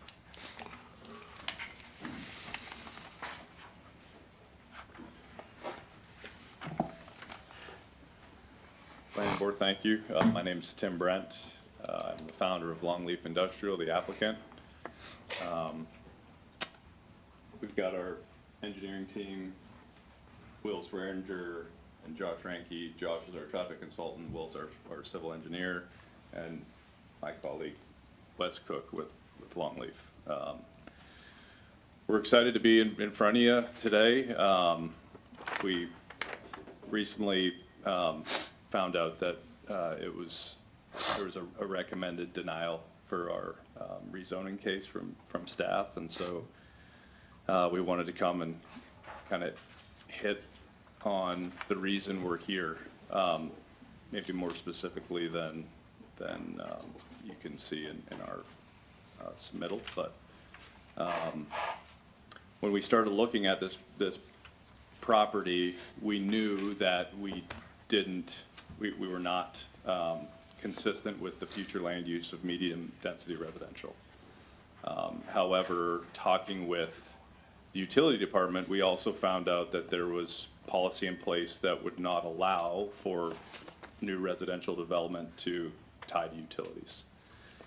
And so after talking with a lot of stakeholders and understanding kind of the issues related to traffic, utility consumption, overall resources, schools, that we felt maybe our use better aligned with Johnson County today versus when the future land use was put in place.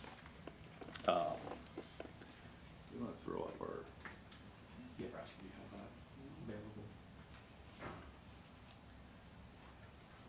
So a little bit about Longleaf. We're local. Our office is in downtown Cary. We only do industrial development, and we feel that keeps us experts in the matter. We build, similar to that building, Class A industrial product that we try and future-proof to allow for a lot of different kinds of businesses to occupy. creating jobs and tax base and all the things that, you know, a fast residential growing area like Johnston County can use. A little bit of background, we've been running at Longleaf for just over 2 years now. Prior to that, ran an industrial platform for a different company for the previous 5 years. And we did a lot of projects around the Triangle, Apex Commerce Center. We're building 2 buildings in Garner on Greenfield Parkway right now. Again, similar to this building that you see as a photo. Go to the next slide, please. Oh, right here. So again, kind of how did we get here? This is the outline of the parcel, and just so we're aware too, I think on the initial submittal there was a small parcel on Cleveland Road that got included that wasn't part of the project, so this better outlines the actual parcels involved. We initially submitted our rezoning in January. We had a long kind of scoping time with DOT on getting our TIA submitted, and then got that back and immediately submitted for planning board. Between that submittal and coming today, we did have a neighborhood meeting. We had 35 neighbors show up. We heard a lot of their concerns. We've taken all of those to heart. You'll hear our team try and touch on all the concerns that we heard. And again, we're here. We believe in this area for the product that we are proposing. We think there's a lot of great opportunities, again, for job creation, tax base, and really, you know, it's a great labor pool in Johnston County for a lot of these industrial occupiers. The other way. Turn it on. Thank you. I'll let our traffic consultant speak to the traffic, but there are a couple main points we want to make, and you all have the TIA. So. Josh Ranke here at Bolton and Mink. I performed the traffic study. The figure on the left, slightly disregard, there is an improvement there that DOT in review had with left turn lanes at all the site driveways. So that's missing in that one. But big picture, we did coordinate with NCDOT as well as county staff from the beginning. So scoping, coming up with the study area, any assumptions that go into the analysis. Even though we were less than half of what the typical TIA threshold is with NCDOT, we like to keep them informed. We know we're going to have to get the driveway permits, want to make sure they're aware of what's going on. They actually had sort of an extra layer of review on this one because of the STIP project in the area. They wanted their staff that's focused on that to see this before they release their comments. Like I said, we're about slightly under half of what their typical threshold is to require TIA, compared to, just to give you kind of an idea, we're at we're almost half of essentially what this would be if this were developed as a typical residential neighborhood in terms of trips generated. We are looking at 3 entrances along Cornwallis. It was mentioned that, you know, there is exploration of looking at something along Cleveland to alleviate maybe some of the traffic that goes through the Cleveland and Cornwallis intersection. But both of those scenarios were analyzed in the TIA. NCDOT, you know, we're still in coordination with them of, if that were an option, what would be required. The review you're seeing, like I said, the mitigation you're seeing at 4 of the intersections there are sort of what they're leaning towards. So, like I said, this kind of has been a longer process with NCDOT because of the STIP project out there. So there are sort of 3 layers of review: their congestion management, the folks with their STIP that are focused on the STIP project, and then the district level. And I'm happy to answer questions, but I'll have others tag in. Yeah, so my name is Will Swearingen. I'm a project manager at Bolton & Mink, focusing on the site civil side of things. So I wanted to kind of talk about some of the concerns that we heard, and one of the big ones was just buffering from a lot of the residential uses kind of in and around us. As you can see, kind of along the north side of our site and also the west side, we have kind of some residential homes that are tucked back in there. So what we're doing is we're proposing a 50-foot buffer against all these residential uses. That's going to be a mix of new plantings for trees, shrubs, evergreens, and then also trying to maintain the existing vegetation in that area as much as we possibly can. I have kind of like a little schematic design showing a little just profile view of kind of what that would look like, especially from Joy Drive, which just sits just to the left of your screen, showing a lot of that existing vegetation. There's a stream that's kind of tucked in there, and then kind of gets into our site, our buffer, and then it kind of hits where these buildings are. And then along Cornwallis Road, we'll have just a typical 40-foot front setback, so we'll be off that road a decent amount, and that'll include any kind of right-of-way that we need to do the traffic improvements that Josh talked to. One of the other big concerns we heard was just stormwater. Kind of as part of our project, we will be following Johnston County's new stormwater regulations, which means we are controlling the 1-year storm through the 25-year storm. So we'll have on-site SCMs that will kind of handle all the new runoff that falls on our site, holds it, and then slowly releases it over time to kind of not negatively impact any of the surrounding development. As part of that, we'll also be safely passing the 100-year storm as those become more and more common. And then as part of the new rules as well, we'll be doing nutrient and TSS removal. So making sure any extra nitrogen or suspended solids is settled in these wet ponds. Go from there. Then I'll hand it back to Tim.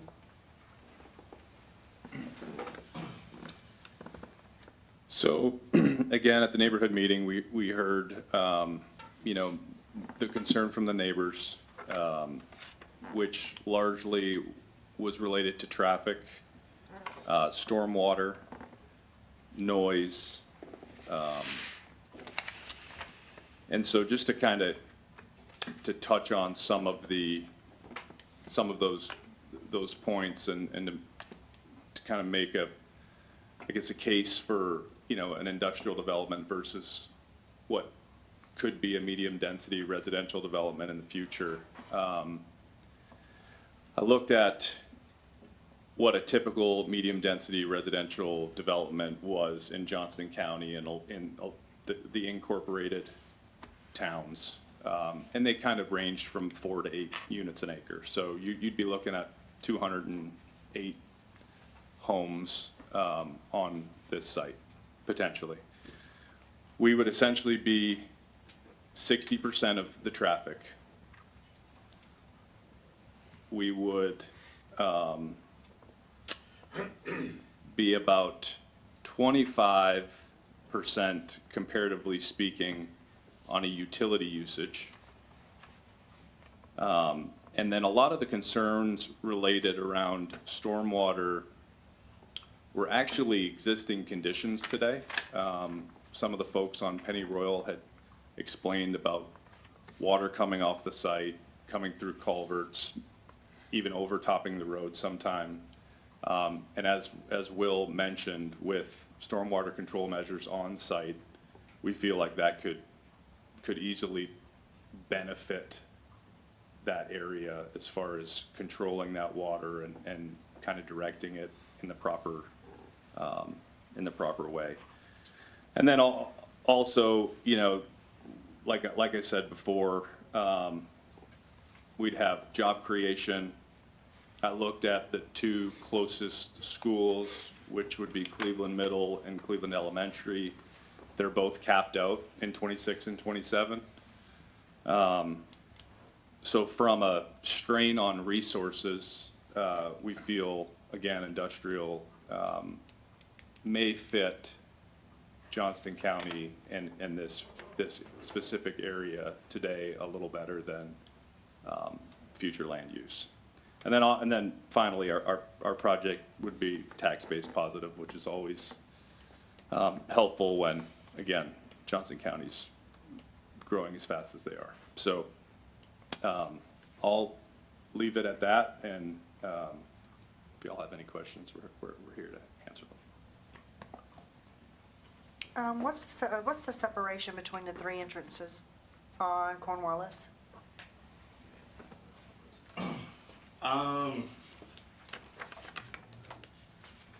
It's easily a couple 100 feet separation between all three of them. They're kind of spread out along that road. And Brass, I don't know if you want to flip back to kind of the And whole. just to be clear, that's a very preliminary Yeah. plan that has not been designed. And so we would certainly meet all the ASHTO standards that the DOT puts forth and would be aware of all of the limitations put on us. I think we discussed it, but there'll be improvements at each one of those entrances. Correct. As far as Correct, turn and lanes. I was gonna say, likely, because when you taper down with left, it might ultimately Be become. one 3-lane Yep, section. that's exactly what I'm thinking with the spacing. And not to doubt your question, but we're still at a very preliminary state Yes, sir. of design. And so until we understand that, the site just a little bit more, don't want to say there's three, there could be two. But the TIA was done with 3. Correct, correct. And also the consideration of the one on Cleveland as well. Both options were analyzed. Yes, sir.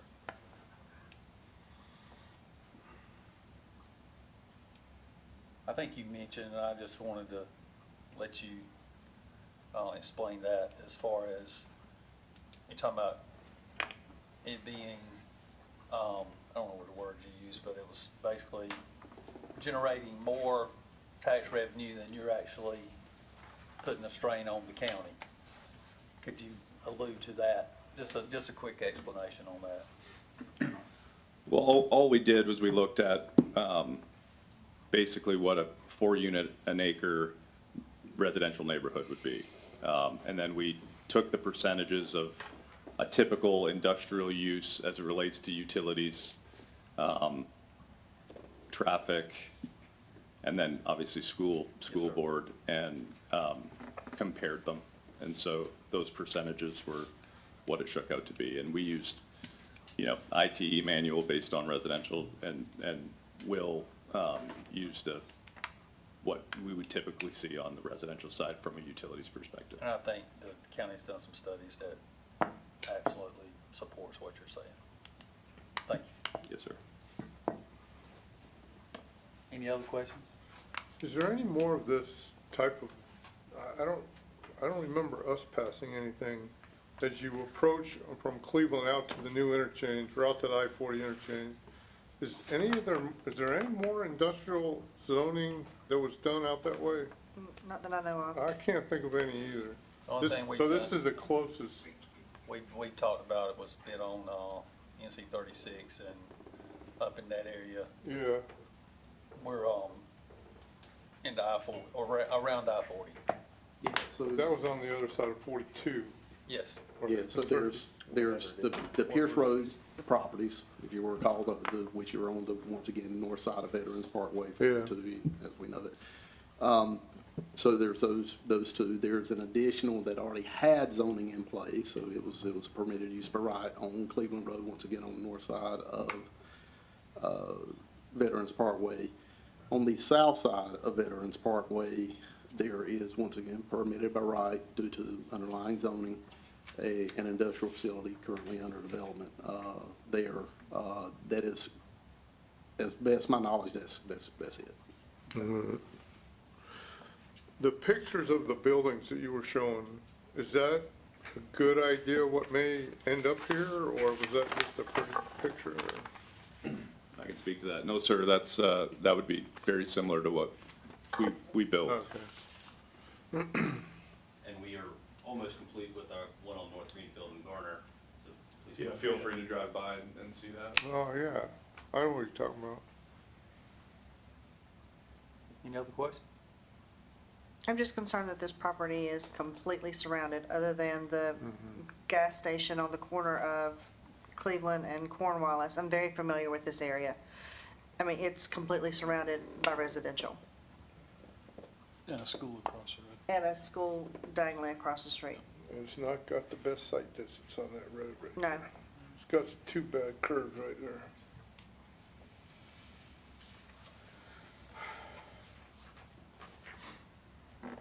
Any other questions? statements? Thank you, gentlemen. Thank you. Anyone else like to speak on behalf?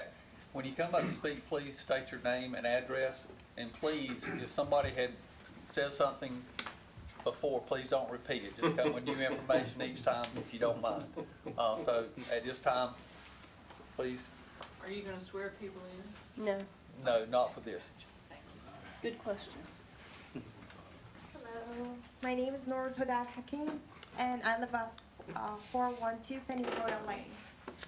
Right, thank you everyone today. Thanks for listening to us. My name is Stephen Bonura, and we live on 412 Penny Royal Lane. Obviously, this is my wife. I figured it out. Good. Did, We just, Go ahead. so we did have the meeting.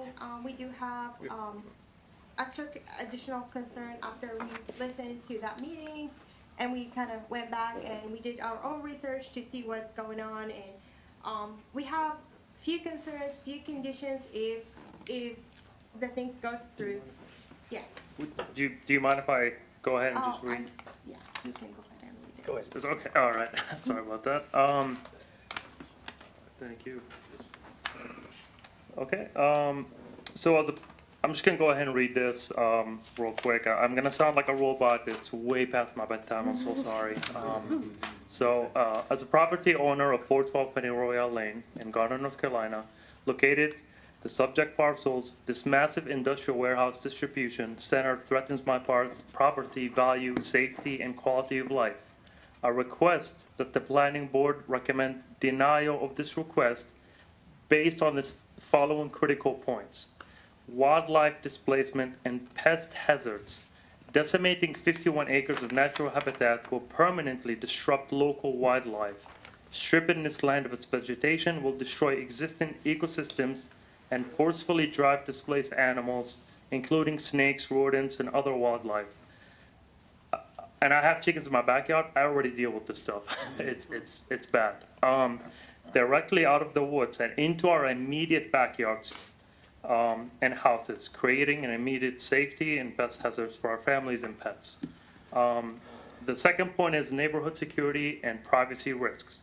The proposed industrial site sits immediately adjacent to residential backyards where our families and children play, introducing a high turnover commercial facility right against our property lines, strips away our privacy, and creates an open invitation for our wanted foot traffic, loitering, and security availabilities in what is currently a safe and quiet neighborhood.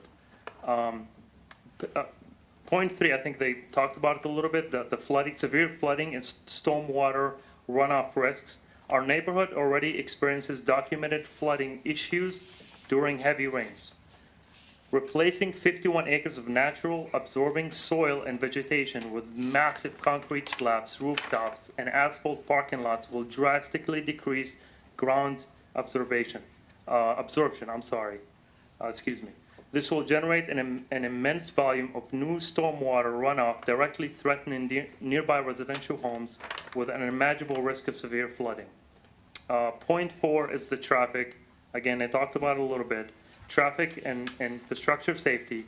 Cornwallis is a rural 2-lane road entirely. And I'm sorry if I'm saying this. I guess there's a plan of changing this. But basically, it's not going to work with semi-trucks, freight traffic, and delivery fleets coming in and out with just how small the road is. Especially we have school buses, like with the semi-trucks, school buses, we are surrounded by schools. So that is, it's already really small road. So that's one thing it's a big concern for our kids. Yeah, point number 5, incapability with the area. An industrial shipping facility operating 24 hours contradicts the established peaceful rural and residential character of Cleveland Township. Number 6, experimental and nuisance impacts. The introduction of round-the-clock light pollution, severe backup alarm noise, and pollution from logistic equipment will permanently degrade neighborhood properties. So go ahead. So what I'm going to say is, if you guys if you choose to move forward with this, we have would like to address, a few conditions here. Wildlife and Pest Management Plan, mandatory implementation of professional wildlife displacement and pest management strategy prior to clearing, alongside a permanent containing plan to prevent animals from being driven into adjacent residential area, basically my backyard. Security fencing and screening, mandatory installation of heavy-duty commercial-grade security fence along the entire residential property boundary, completely blocking physical access to our backyards. Buffer zones, we're asking at least 100-foot dense, undisturbed wooded buffer and 15-foot tall earthen beam separating the facility from our all residential property lines to maintain privacy and preserve a small natural barrier. Advanced stormwater infrastructure, mandatory installation of oversized engineer retention basins designed to capture 100% of peak runoffs, alongside a legally binding guarantee that zero net runoff will be diverted into our neighborhood properties. Obviously, with the noise operation limits, a strict ban on all truck logistics, loading, dock operations, and heavy machinery movement between the hours of 8 p.m. and 6 a.m. Light and noise mitigation, mandatory downgrade facing, fully shielded exterior lighting, and strict decimal limit enforced at the property lines. That's all I got. We live right off, like, if you can see that other curb right out there, on Penny Royal Lane. And so from our backyard, we could completely see the field. So any lights will be completely in our house directly. So, and we're completely exposed to whatever is in there. So that's why we're asking for understanding. Thank you. Thank you. Thank you so much.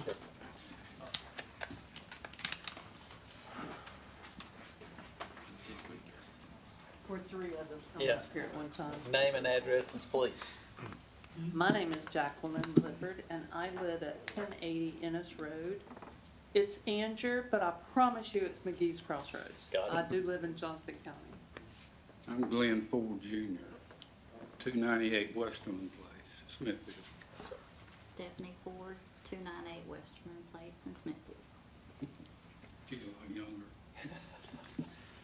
I wanted to stand up here today and talk to you guys a little bit, and they may or may not, but this land is this is just not property, and it's just not land. This is legacy. This actually was Mr. Ford's grandfather's property. My And mother, I'm sorry. that's okay. It's my mother's father. That's right. So he has been a full-time farmer and was born and raised in Johnston County, and that's all he's ever done. He's never had another job. So this is all he's done. He wants to preserve his legacy and secure his retirement by being able to sell his property. And that should be a God-given right, just like we respect the rights of these people to be able to come up here and say what they want. But he needs to be able to have some of these rights too. There's a sign right outside this door, and it says, "Are you treating others as you would like to be treated?" And that really needs to ring true tonight. The other thing that I want to bring up is they have been good stewards of this property for how long now? Since the 1900s? My granddaddy, he was born in 1900 and he died in 1966. And that was the year my daddy bought the farm. So, Which he had bought a farm at the other end of Cornwallis when he come home from the war in 1946. And he was farming at that end, and my granddaddy at the other end. My granddaddy raised 7 girls on that 52 acres. My mother was the middle one, and she died at 48. So I farmed with my daddy all my life. I'm 75, and he died in 2013 at 86 years old, and that's all we ever did. I wasn't going to tell you his name. I mean his age, sorry. I just said all his life. So here's the problem. A flex development was denied. I've been working on this project with Mr. Ford since 2002 or 3. So a flex project was denied. And then a senior housing project was basically put on hold till the developer had to walk away. So here, you know, if this is gonna be recommended for denial, what we actually ask respectfully is that you tell us what path for these people to be able to sell their property. Because this is our third time. I got my license in 1966. In 1966, they paved Cornwallis Road. It was a dirt road. There was 3 houses on Cornwallis Road from 42 to Cleveland School. 3 houses. And now, I don't know how many's on it. And we farmed all over Wake County and Johnston County with 2 road tractors. And now, you know, I can't do anything. Well, I'm not able to now. But, I mean, you know, my daddy died. And I just, but I'm saying all these houses was built since, you know, I've been there and working there. And I didn't come down here to object to anybody building a house, any developments being built. I never said anything. I figured that man owned his land, he could do what he wanted to. And now, you know, this is my retirement. I've never had another job. And I don't know, I just feel like something got to be done. I mean, I don't have many more years, and I tell you, I don't know. And we're very sensitive to the wildlife. Oh, yeah. That's there. We love it too, you know, so we don't want to see anything happen to the wildlife, you know, but I mean, progress happens. Well, when those And we homes were respect built, that. it pushed it into your property Right. too. And you know, we respect them. We respect the fact that they want to get up here and state this. But their homes were not there when he was farming the property. He farmed on some of their property. All this land, it was all the clear land on Cornwallis Road. We tended it. I mean, now there's houses on it. So if the answer tonight is no to this flex, it's been no to this industrial, it's been no to flex in the past, and it was no to senior, we just respectfully ask you for a path forward for these people to be able to sell their property that has been in their family longer than anyone else in this room has been here. Thank you. Yes, ma'am. Thank you.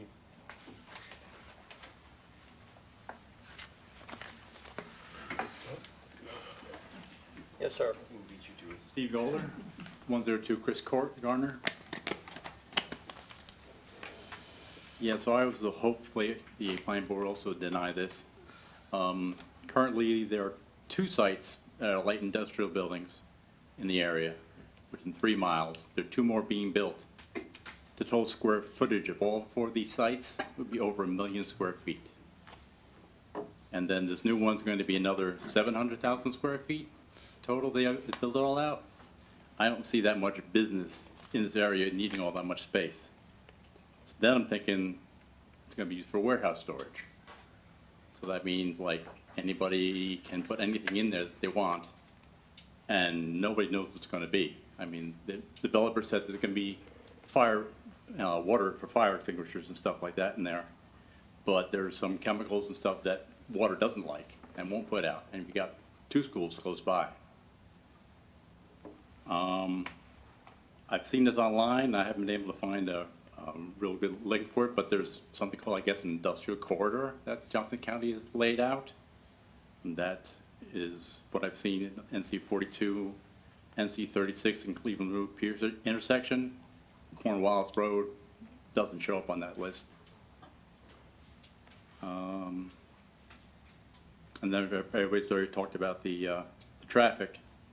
And then my question is, you know, you get 3 exits coming out of that area, and if they want to hit 40 or 540, it would be nice if they would go out toward Cleveland Road, but there's nothing stopping them from coming down Cornwallis, going straight out to Veterans Parkway, or coming down North Shiloh, trying to get around that roundabout. It's a really small road there. And that's all I got. Thank you. Thank you, sir. Yes, ma'am.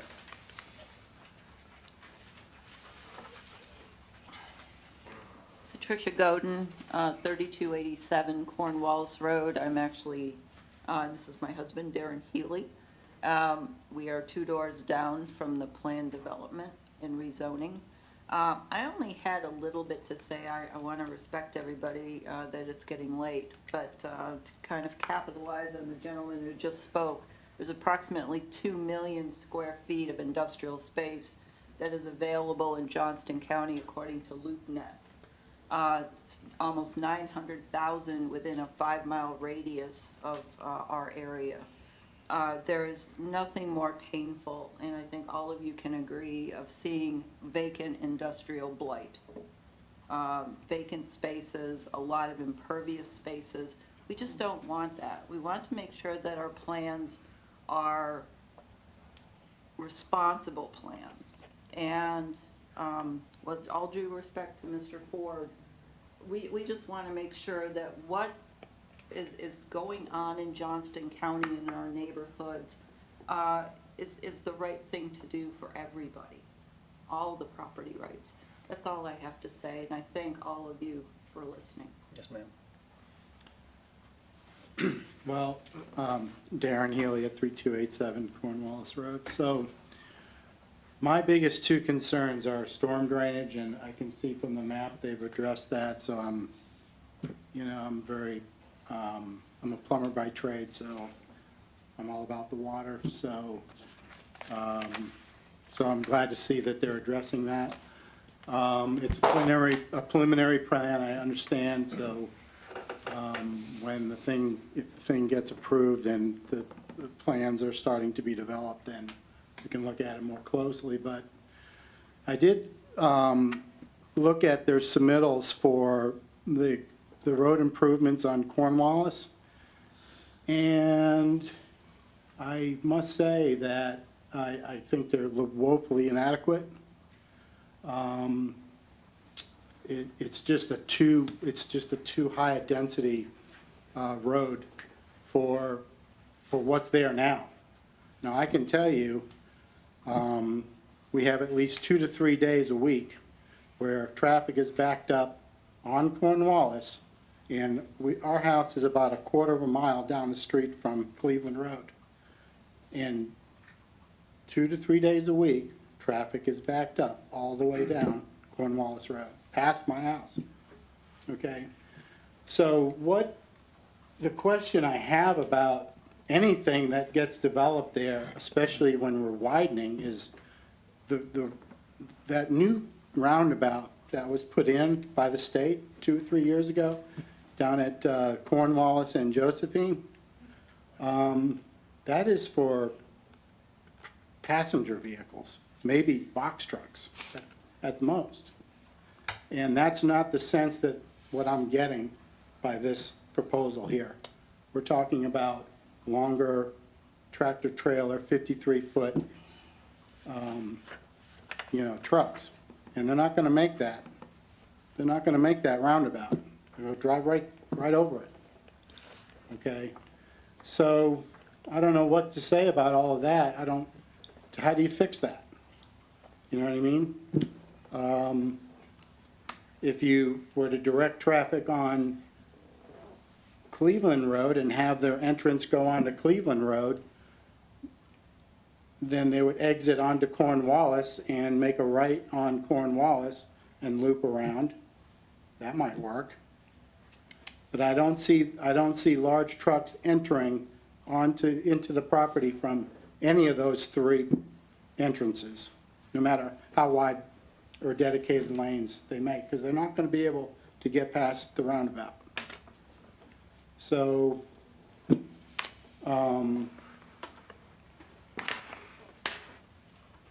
I guess that's really all the biggest thing. I don't know. It doesn't make sense, from a practical perspective on what types of cars are going to be able to get around and even be accessible to this property if it were developed as it is now. Okay, thank you for your time.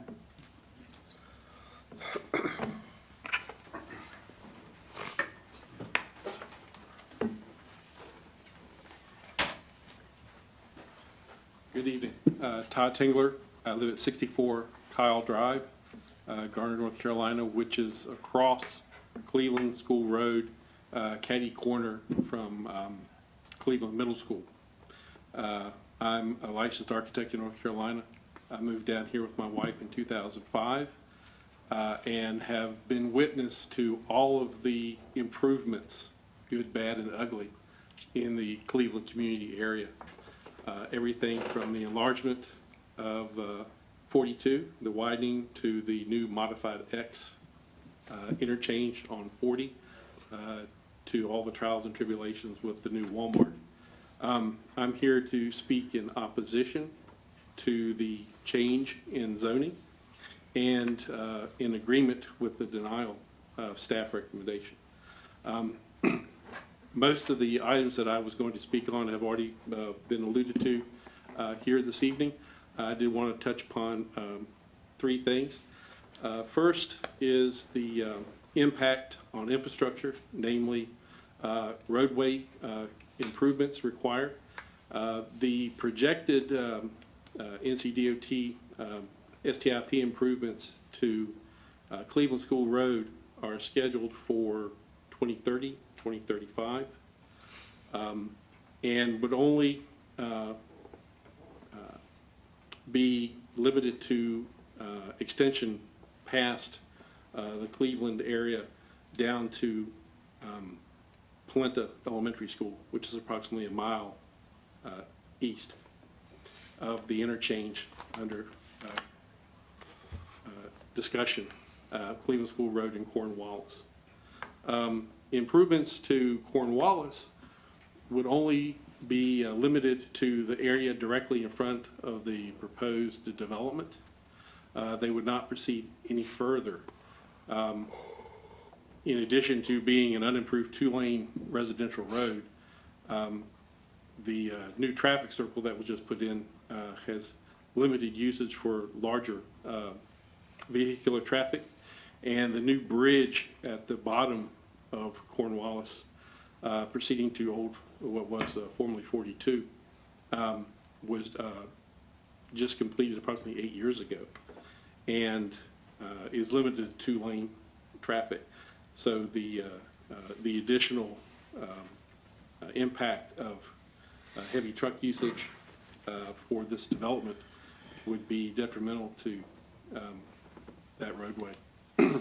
As far as impact to infrastructure utility-wise, I have severe questions on both the impact to electrical, sanitary, sewer, and water in the area. There is also already limited water pressure and volume, which, as a result, they are limited to non-sprinklered construction, which would be very interesting considering what businesses would go into these large facilities.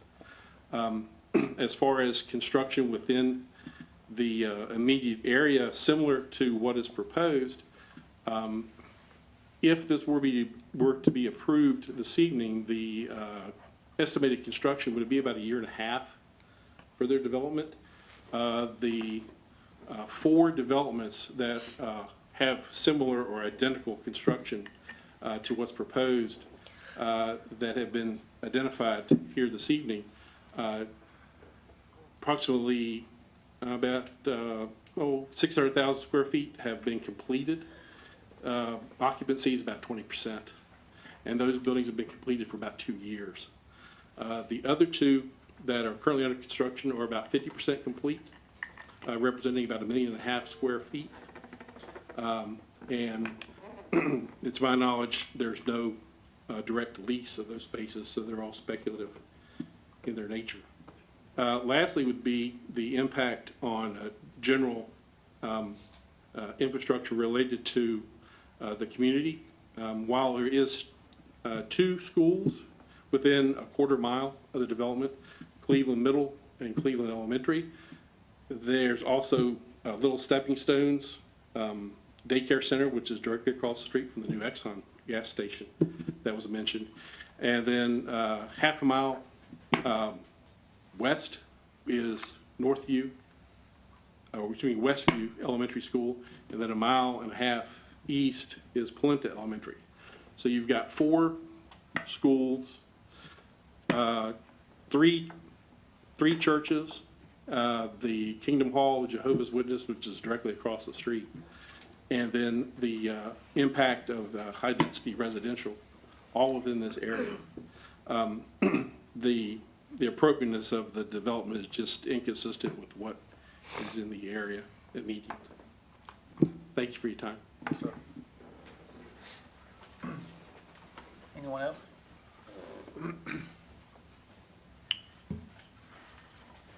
Bring it back to staff. A few questions before I do that. For the applicant, just, and somebody else may have some questions too. We talked about your site, you know, we were talking about the roundabout at Josephine and Cornwallis.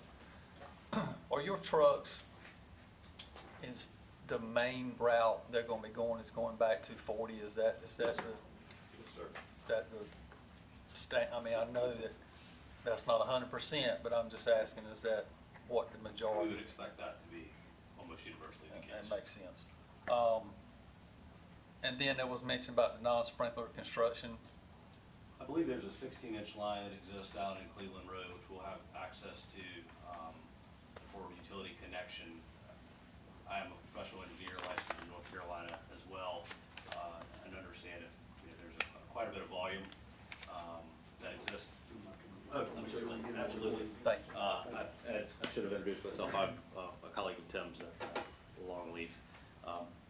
Someone keep me honest on the 16-inch, but I believe it's a large diameter water main that exists in Cleveland Road.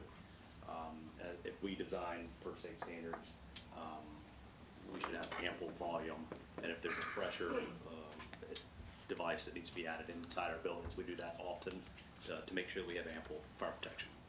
We will be putting ESFR sprinklers in all those buildings. Yes, sir. And ESFR is in addition to simple water. It allows for much faster extinguishment of any outbreak of fire. Okay. Anybody else got any questions? Are these 24-hour operations? Well, certainly we don't know at this point. They're speculative in nature right now, sir, but they could be. Could be. Yeah. Somebody had said that the other couple buildings that you guys had were at either 50% capacity or less. Can you speak to that? Sure, I'll let you can be better at this, but I think the overall vacancy in the greater market's less than 5%.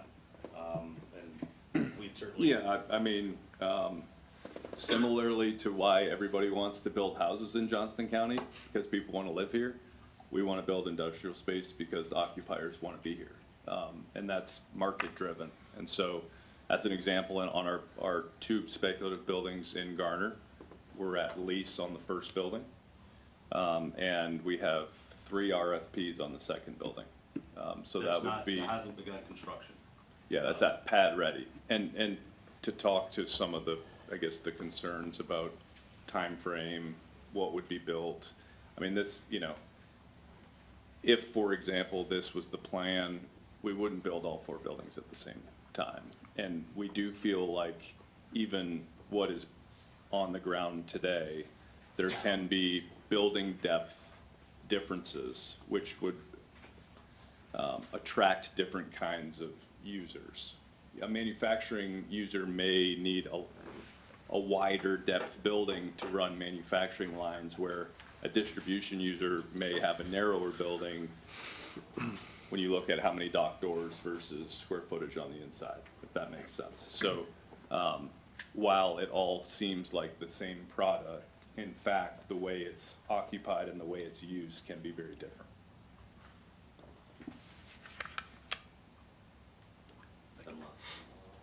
You ran him off.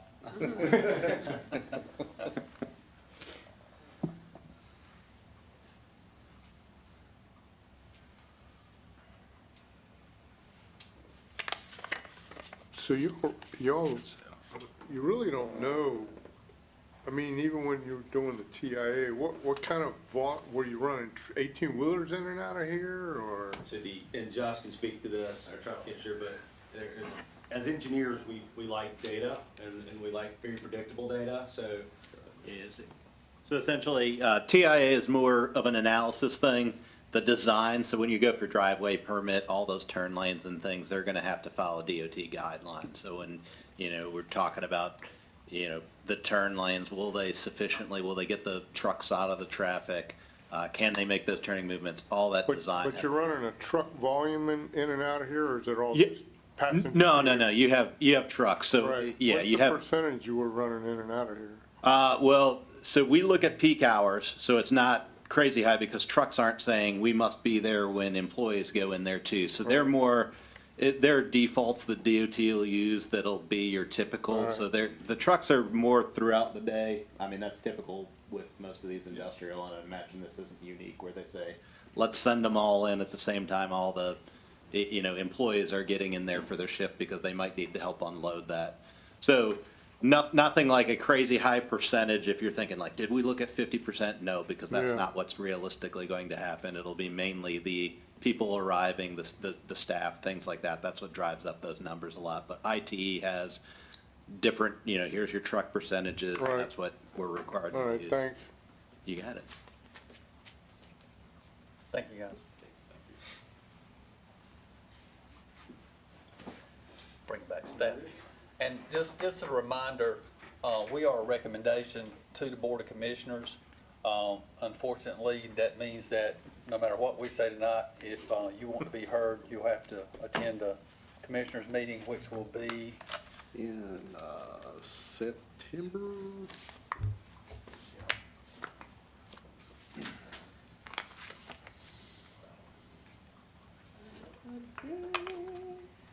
September not the 7th, should be the 8th. 8th. That'll be a September 8th, Tuesday. On a Tuesday. Yeah, the 7th is a holiday, so yeah, so September 8th, is that correct? September 8th, They will be the final decision makers on the rezone. that's correct. Thank you, sir. Yes, sir. You all set? Yes, sir. Yes, sir, as it relates to conditional zoning case 26-02, staff does provide a recommendation of denial based on the inconsistency, not only with future land use plan and Vision Johnston, as well as the existing development and inconsistency with the existing development in the area. However, it does not preclude this board from making their own decision and adjusting any conditions, and once again, any conditions that may be proposed for the development. Additional conditions must be, or modified conditions must be affirmed by the applicant audibly for the record. Yes, sir. Just want to make sure this body knows that. Thank you. Yes, sir.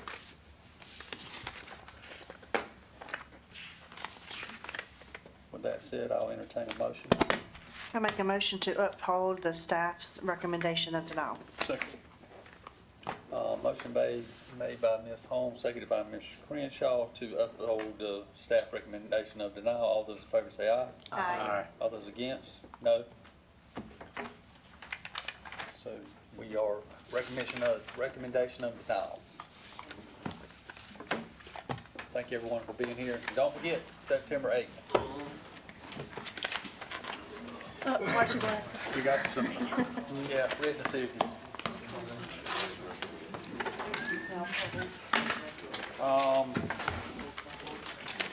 I signed this jewel. I signed it in the wrong place the last time. You got what first, Shirley? Shirley West Track, Okay, I make a motion to approve the written decision for Shirley West Track. Second. motion made by Ms. Holmes, seconded by Mr. Satter. All those in favor say aye. Aye. Aye. Thank you. Planning board chair. Ready? Yes, ma'am. I make a motion to approve the written decision for Planters Ridge Phase 3. Motion made by Ms. Holmes, seconded by Mr. Williams. All those in favor say aye. Aye. Go ahead. All right. I make a motion to approve the written decision for Government Road Track. Motion made by Ms. Holmes. Seconded by Mr. Williams. All those in favor say aye. Aye. Thank you. Motion to adjourn?